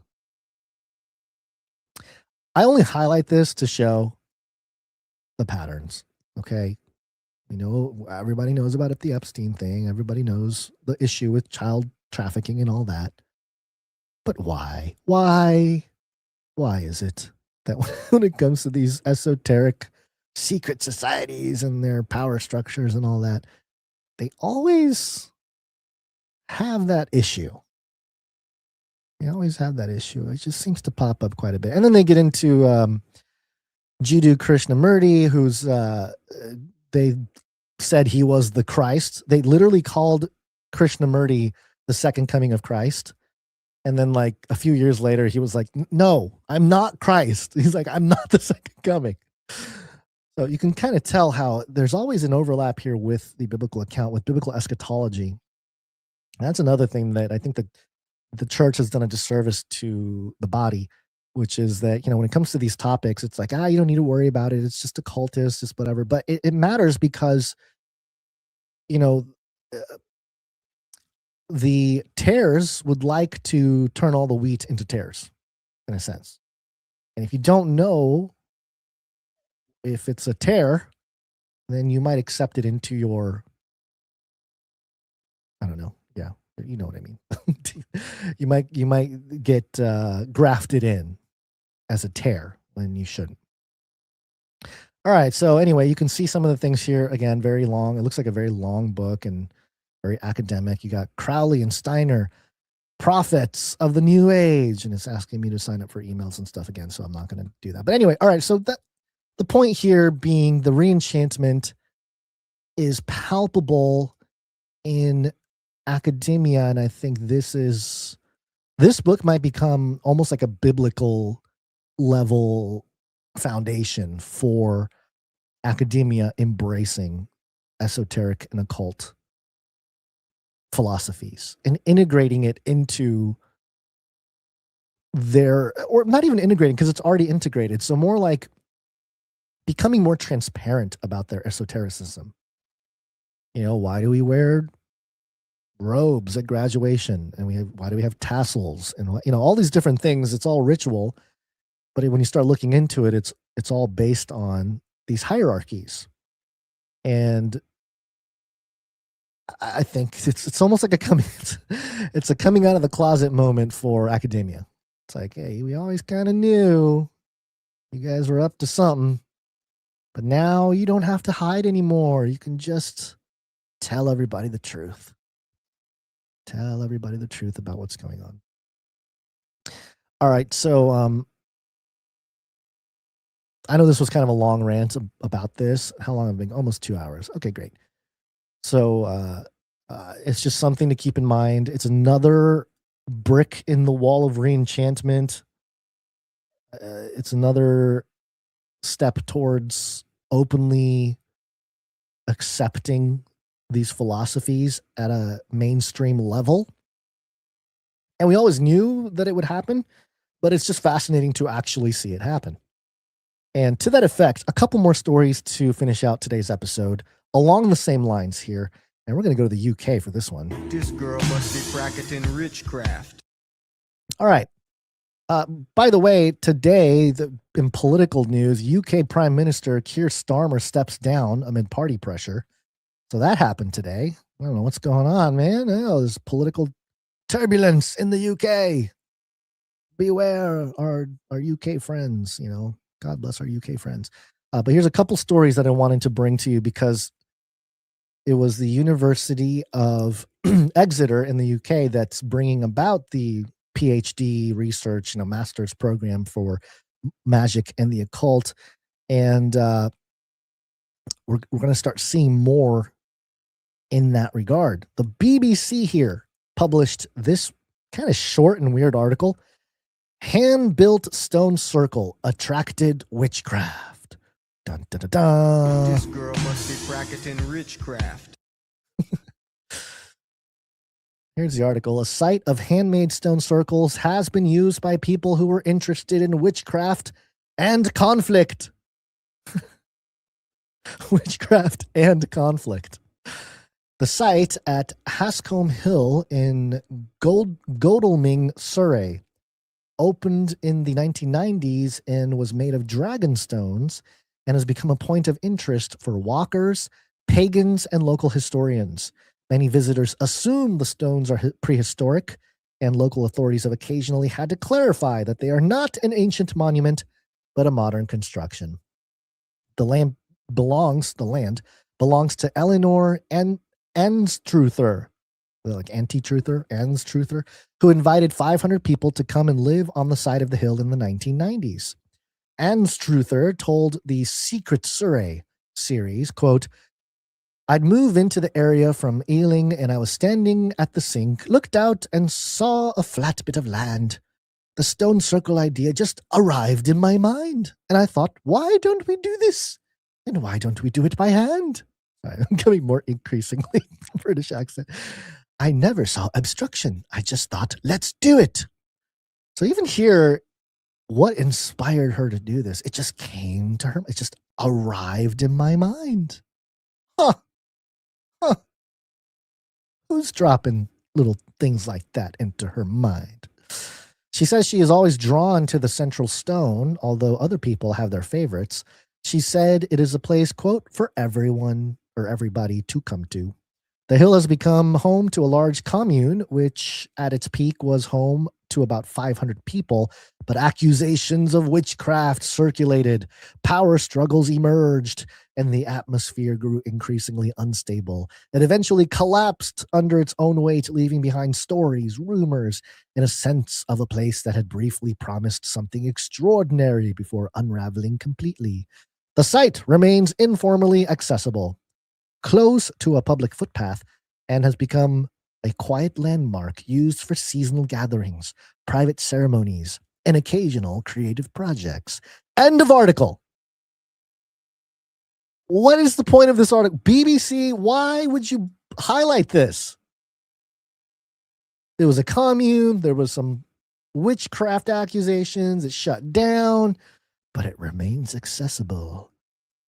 It's a quiet landmark. You can do seasonal gatherings, you can do private ceremonies, you can occasionally do creative projects. End of article. Okay. Why would this be shared? Perhaps to raise awareness of esoteric locations, cosmic geography. You know, I mean, there's no other explanation in my mind. Like, what else? Why else? Why else would you even bring this up?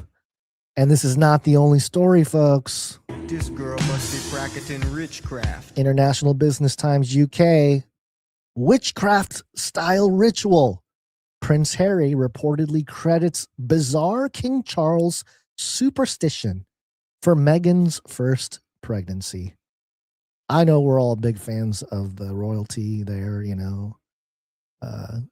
Meghan and Harry and their whole drama. People are captivated by the royal couple. But this is interesting as well. It's a little bit longer. It's not too long. It's not too bad. Okay, it's worth reading, folks, because it's fun. Okay, it's fun. Prince Harry has revealed that a witchcraft-style ritual involving seals off the Scottish coast, inspired by King Charles, became a private superstition that he and Meghan Markle later linked to her first pregnancy with Archie while they were living in Kensington Palace in 2018. Witchcraft-style ritual.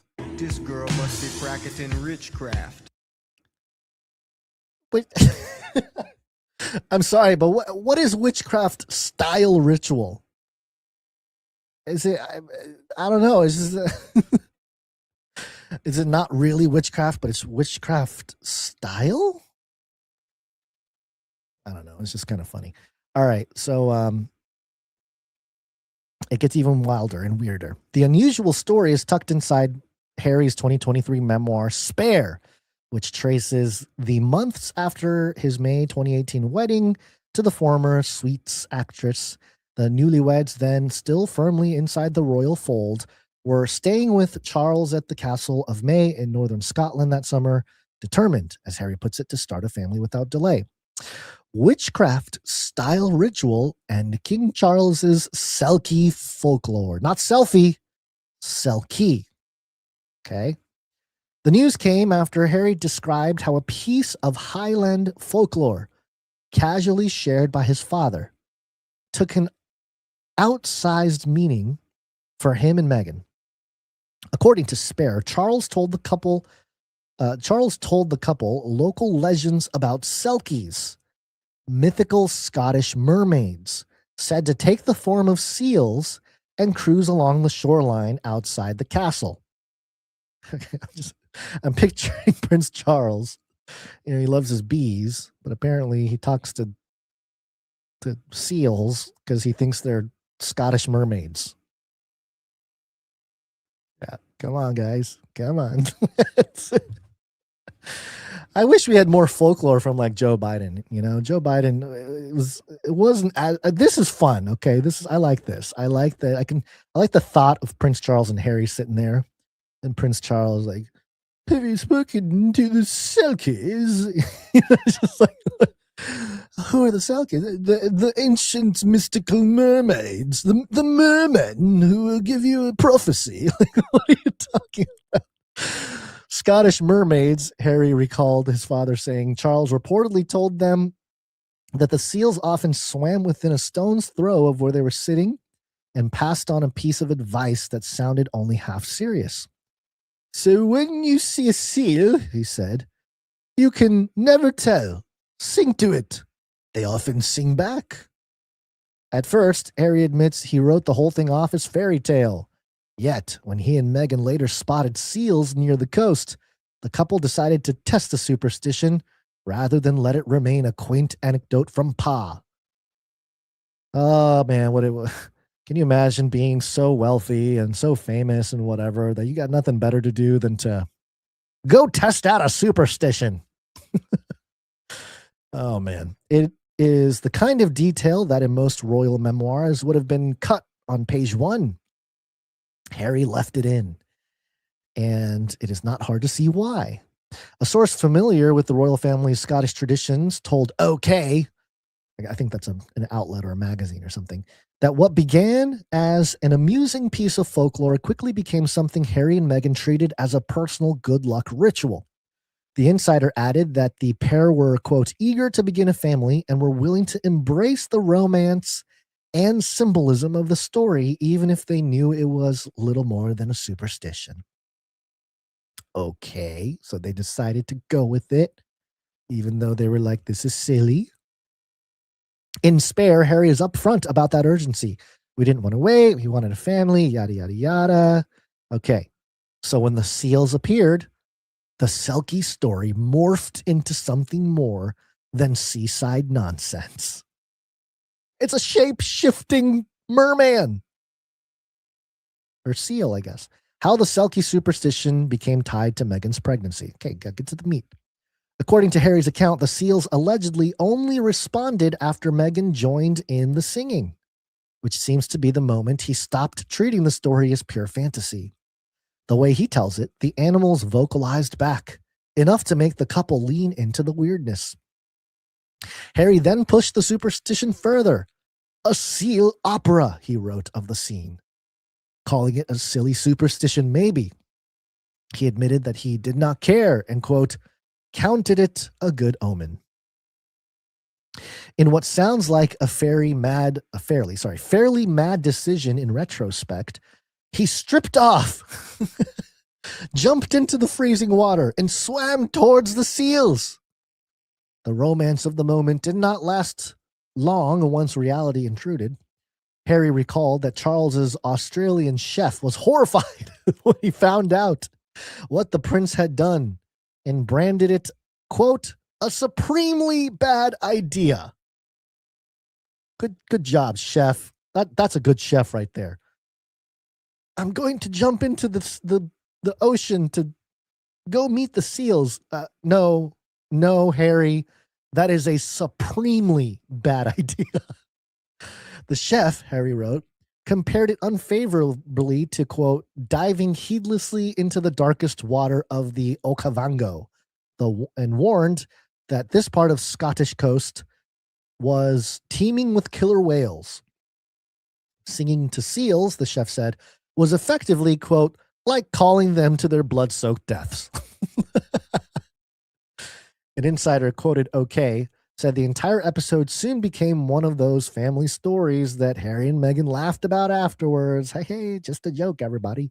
But stressed that the Duke attached, quote, real emotional significance to it. Quote, in his mind, the timing made it impossible to ignore, the source claimed. Shortly after they returned to Nottingham Cottage in the grounds of Kensington Palace, the couple took a pregnancy test. It was positive. Meghan was expecting their first child, later revealed to be Archie, now 7. Harry wrote that his first thought was simple and superstitious. I thought, thank you, Selkies. Harry, I'm pregnant. Oh, thank you, Selkies. Oh, man. Another royal insider told OK that Harry saw the witchcraft style ritual. Why do they keep saying that? This girl must be practicing witchcraft. As reflecting a rare, hopeful character or chapter in his life with Meghan, long before the breakdown of their relationship with the rest of the royal family. Quote, Harry has always been sentimental, and after hearing Charles's story about the Selkies, he wanted to believe there was something magical about the experience. When Meghan became pregnant shortly afterward, it only reinforced that feeling, the source said. All about feelings. The notion that the royal prince credited ancient folklore and a bit of improvised seal singing for his wife's first pregnancy may sound like the stuff of late-night pub chat rather than palace history, but Harry clearly wanted the moment recorded alongside far weightier arguments and spare about the monarchy and his mental health. I have mental health issues. I credit my first child to the Selkies. It sits there in the book as a reminder that beneath the constitutional drama, this is also a man who jumped naked into killer whale country because his dad told him to serenade the seals. Archie Harrison Mountbatten Windsor was born in London, 6th of May, 2019. Harry and Meg, okay, they later got some other kids. All right, so why is the International Business Times, UK, highlighting Harry's book about his superstition, his witchcraft style ritual This girl must be practicing witchcraft. with the seals off the coast of Scotland for their children? I think it's part of the re-enchantment, folks. You know, this fits so much of the greater cultural milieu. This story may have been more sillier. Like, people might have thought of it as, oh, it's a fun little story, like kind of how they present it, you know. But underneath it is evidence for this re-enchantment era, this age of re-enchantment that we're in, because they are prescribing meaning to these things. And look, I think we all do some of that. I think, you know, I know I've done stuff where the difference is I'll attribute it to God. I'll be like, this is a God thing. This is not, you know, mermen dressed as seals singing to my wife or something, like something weird, ancient mythology. So we have a tendency to want a deeper, more supernatural, spiritual, cosmic connection to everything, our own personal lives. We want that bigger connection. We want that cosmic level meaning and purpose in our lives. So we always seek things out and try to find meaning to address those needs. But if you don't really lean towards God, what you end up doing is using that part of our desire in our hearts to Scottish folklore about singing seals. Let this be a warning to you all. Fill that hole with God, or have it filled with supernatural mermen who sing to your wife. Okay. All right. I think that's enough. That's enough for today. All right. Well, I'll be back Wednesday. We'll see. I don't know if Basil's going to make it Wednesday. He still might be stuck in the time loop.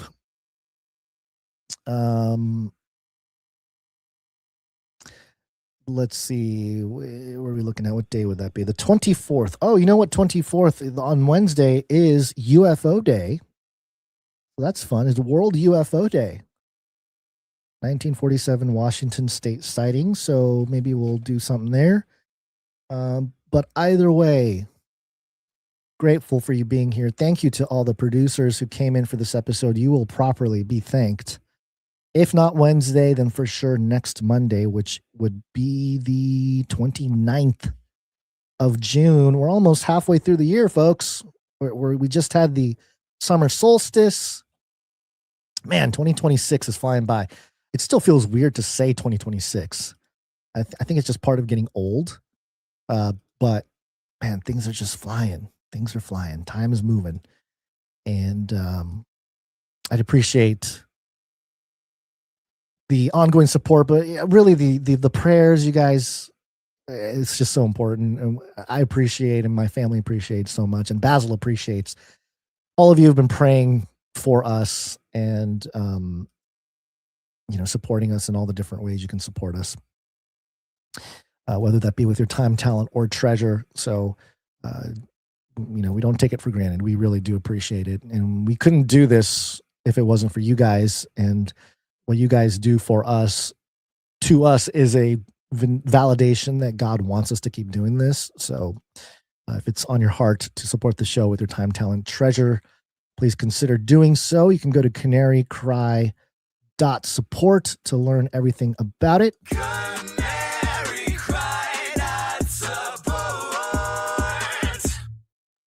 And what else? What else should I mention? Let's see. Did we have any?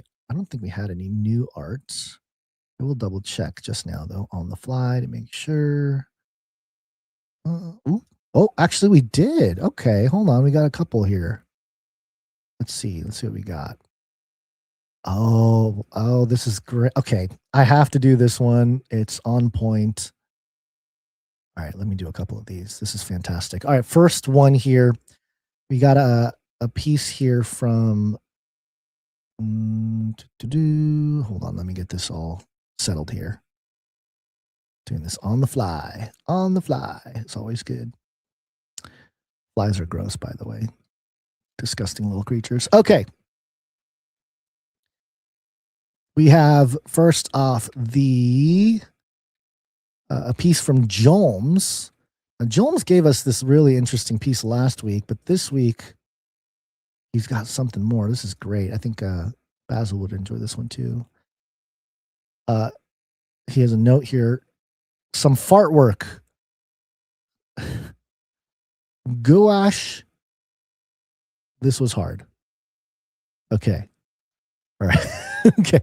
Gosh, this was hard. All right. So I don't know if this is a complete piece here, but what we got here is kind of a sketched outline of a man that's getting kicked in the neck by an emu that's doing a split kick, kind of like a Jean-Claude Van Damme split kick, where one leg goes one way and the other leg goes the other way.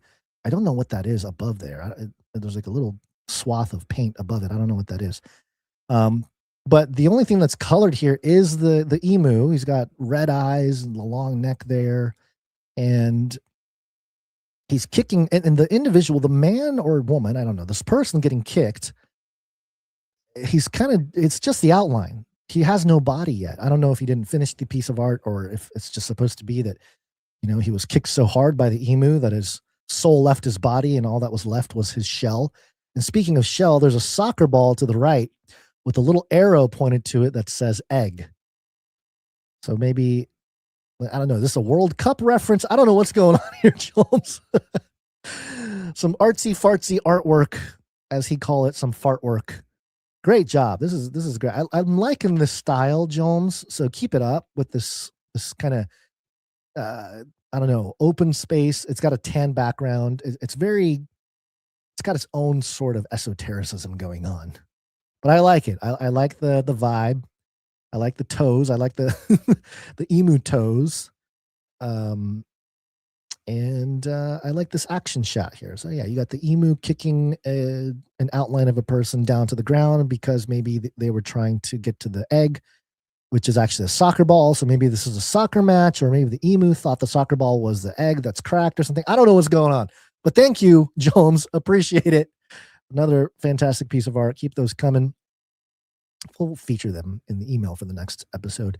And then we also got another piece here. Oh, this is great. I love this. This is from Curious Asian Lurker. Curious Asian Lurker. Hello, CCNT. Been a long time silent listener and a CCR binge watcher back then, so I'm a little convicted to submit an art. Well, fantastic. Well, thank you for going back and binging on our stuff. I do wonder sometimes, like, what is it like to binge our show? Because to us, it's just like interspersed 15 years of kind of a fuzzy memory of stuff that happened. But I'm sure it's a very interesting experience to sit through every episode back to back, especially for Canary Cry Radio. But even News Talk, I mean, that's even more of a task to get through News Talk back to back and binge it. But appreciate you for doing that. Not an artist or anything, but made some effort for the past few days. Curious how you guys would interpret the art. Okay, so what we got here, I like this. This is kind of I don't know if it's like, I don't know what the style is here. It's not a cartoon, but it's more than just like a 2D cartoon. There's like a little bit of a three-dimensional element. It's like a soft 3D type of thing going on. And it's a view of somebody taking off their goggles. So maybe it's the googly eyes being taken off. This is like point of view from Basil's eyes, maybe. And he's taking off the goggles. Or maybe he's holding up like the They Live glasses where you see the reality of what's going on. And there's sort of a mountain range in the background. And through the lenses, through the left eye lens is appropriately, and this is how God works. God always does this on this show. On the left side is a witch riding a broomstick. This girl must be practicing witchcraft. I mean, there's no way the Curious Asian Lurker knew that we were going to be talking about witchcraft today. But somehow there's a witch flying on a broomstick through the left eye there, left lens of the eye. And then on the right eye is a UFO with a googly-eyed alien abducting a person, or I think that's a person. I don't know. Maybe that's Bigfoot or something. Yeah, it looks maybe like a Bigfoot or some large creature being abducted. Maybe the Nephilim, maybe the Watchers sent the gray aliens to get all their Bigfoot back because it's time. You know, it's like I don't know. So yeah, there you go. That's what the right eye lens is doing. And then on the bottom left is a cute canary with big eyes. Maybe that's Basil. And then on the right is a cute little puppy, which might represent my dog NFT. I don't know. I don't know if it does. It's not wearing a crown, so maybe not. But so there you go. And then there's a little body of water behind it. Very interesting. I like this style. It's kind of like this clean graphic art, but it's got this color sheen over it that's really kind of nice. And there's like clouds in the background. I just like the way the design element is put together. The pattern of the goggles even has some detail in there that I really like. There's like a lot more detail of the witch face lady too. Interesting. And even the hand that's holding the goggles, very detailed with all the little, whatever, different shades and folds and little things of the hand, just some of the detail. Great job. Thank you very much. Curious Asian Lurker. I love it. Yeah, this is good. More lurking Asians need to send art. What am I saying? When I talk for 2.5 hours live on a podcast, when it's just me, I start saying weird stuff. So that's one of those weird things. All right, you curious or more, you Asian lurkers out there, maybe you're not curious. Maybe you're just quiet or you're depressed or something. Come out, make some art for the show. The Curious Asian Lurker did it. So do it for the Curious Asian Lurker and for the your favorite Asian provocateur.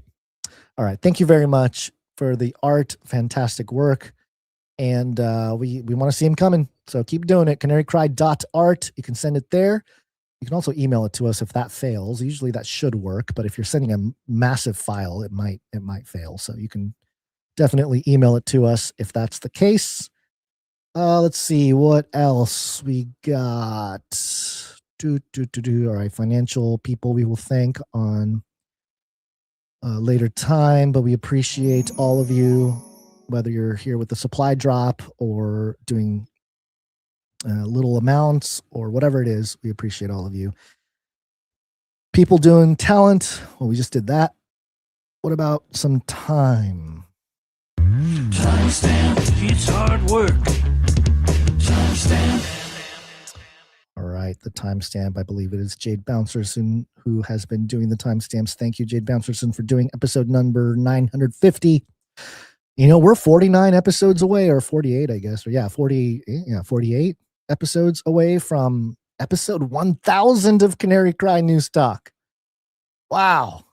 That's going to be eventfully uneventful, is my prediction. It's going to feel like it should be really crazy, but it might not be. We'll see. We might do some fun stuff with knighthoods and stuff. Basil and I are still trying to figure that out, but there might be an opportunity there for people to come in and we might make it an extra long stream that day. We'll see. I would like to do something more of a marathonic episode where we get some people calling in and stuff, but we'll find out. Stay tuned. We got a little bit of time. There's still, close to 50 episodes, so we got time. Let's see. Other than that, go share the show. It's the only way, X took me out. Let's see. Let me check if X has given me a reply to my appeal. I thought I saw update. Hold on. Where is it? Ooh. Oh.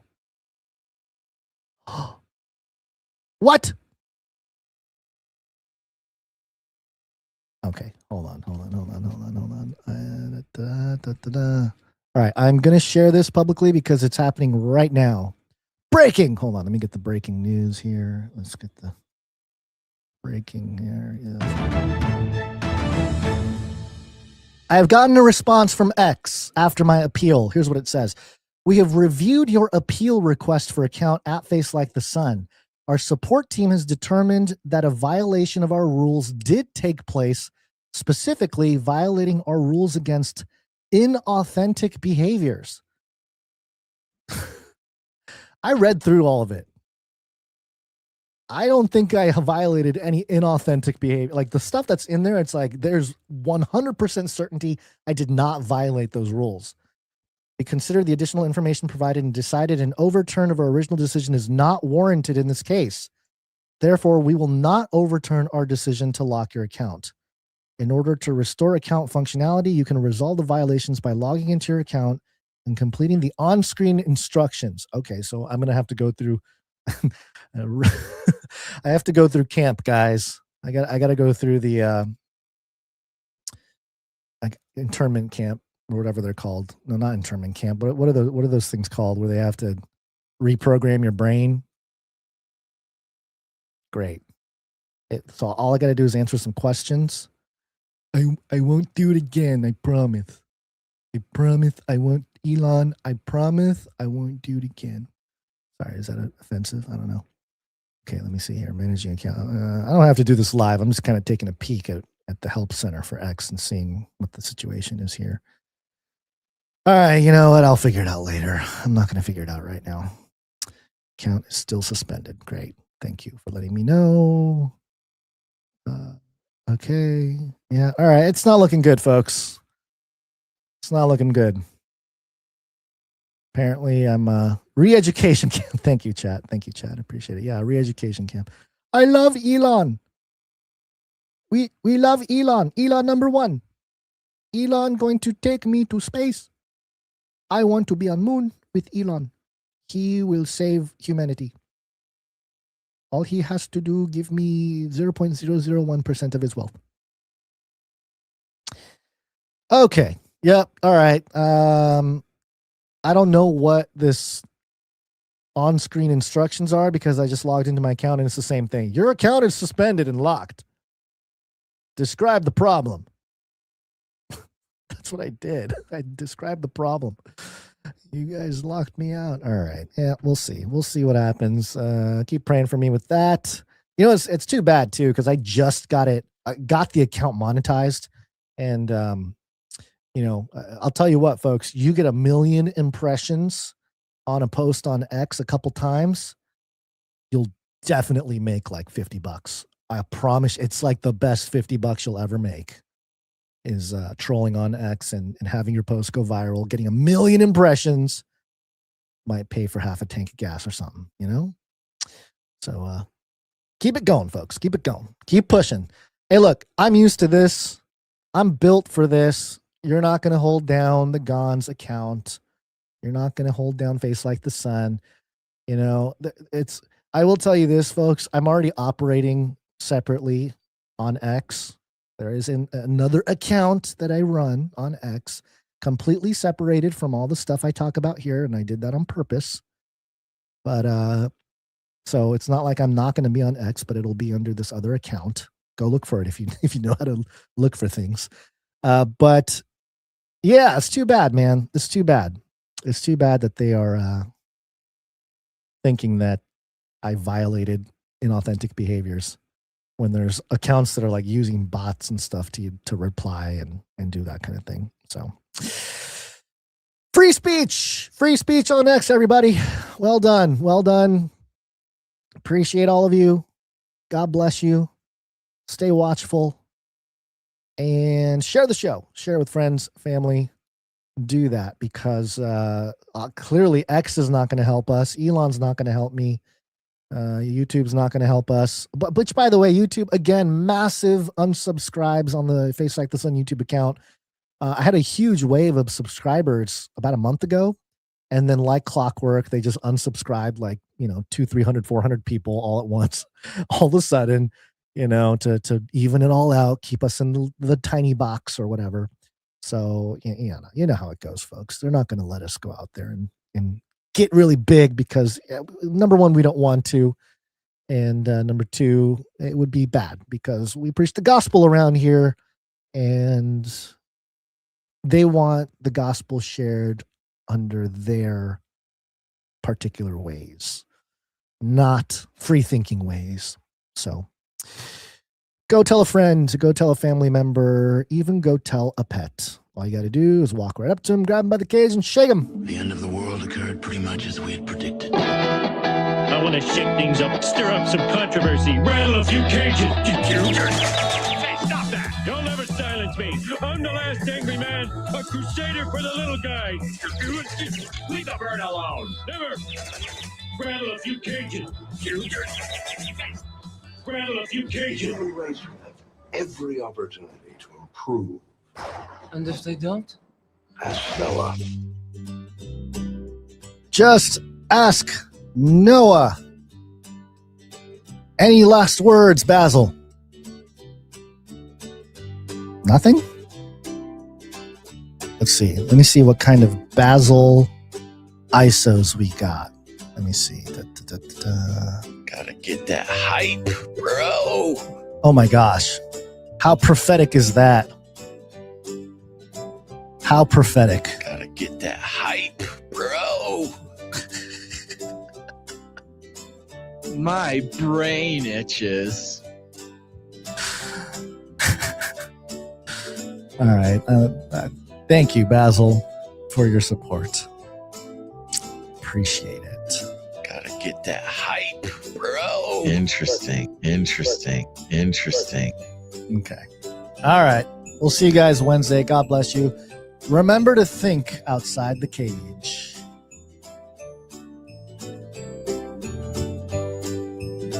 Give me a break. He's a Satanist from one of the Satanist churches here where they sacrifice babies.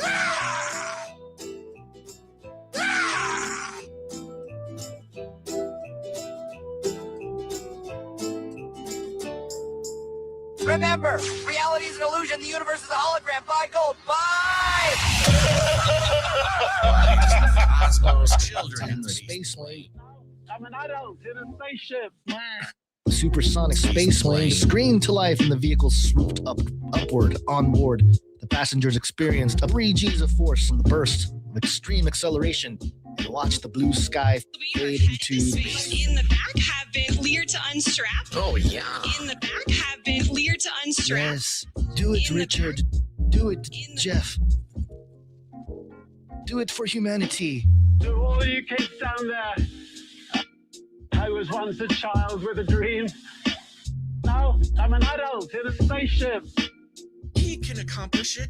You can too. Big windows, cool. Rocket ship, cool. Space plane, cool. Nukes, cool. Blowing stuff up, cool. Space plane, astronaut, rocket ship. Previous anchor. We have Bezos, a human. Just look at him. Go to the bathroom in bags. He can go to the bathroom in the cosmos. It changed everything. Rise in space. Children in the cosmos. With your best friend, brother. Wives in the cosmos. Children in the space lane. We are headed to space. Dang it. I think I was psyoped. That's on YouTube. Well, nom nom nom nom. Nom nom nom nom. Nom nom nom nom. Nom nom nom nom. Heaven can I? Heaven can I?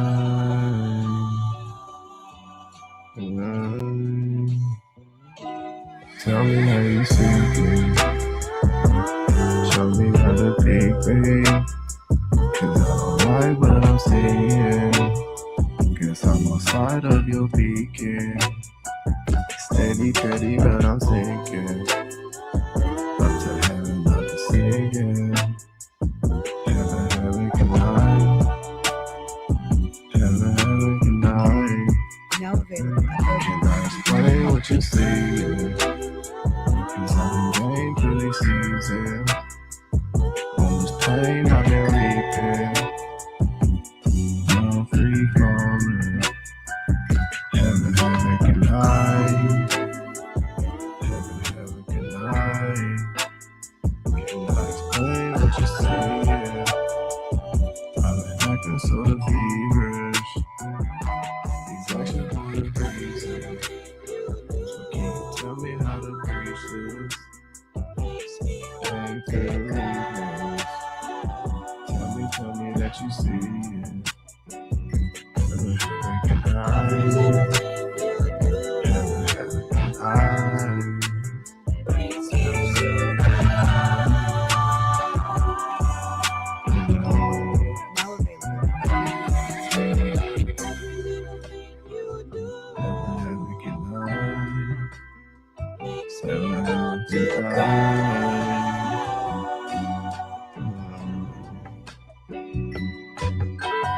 Every little thing you do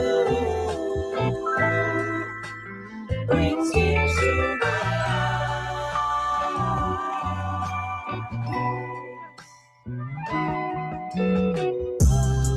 Can't you see that I'm bleeding? Heart barely beating. Plus it's deceiving.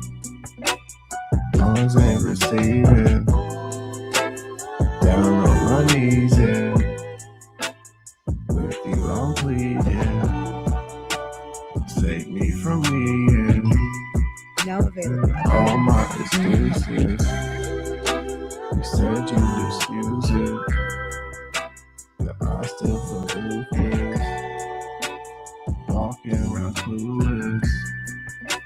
Like how did I do this? Heaven, heaven can I? Heaven, heaven can I? Use your life for these bruises. Heaven, heaven can I? Heaven, heaven can I? Heaven, can I?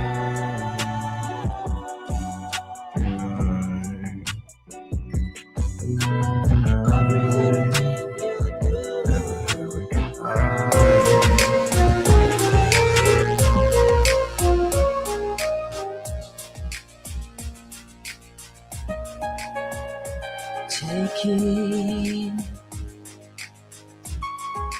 Then no man deceive you. Many shall come in my name. Say I am Christ, and shall deceive many.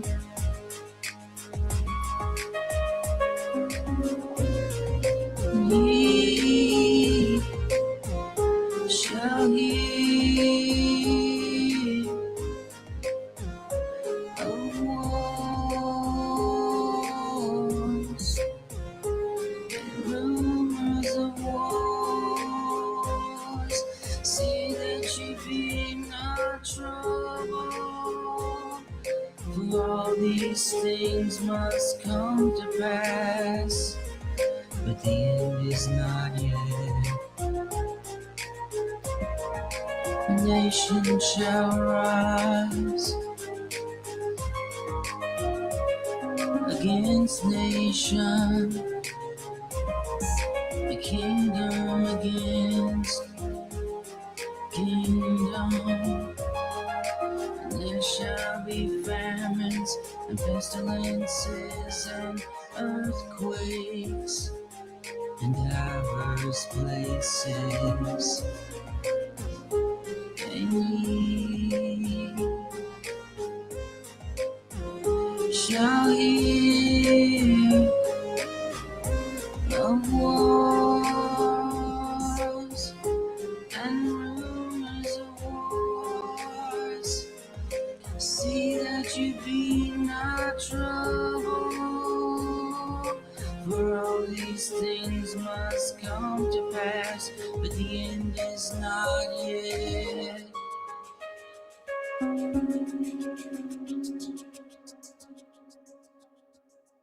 Value for value. We take no money from corporations, commies, or cartels.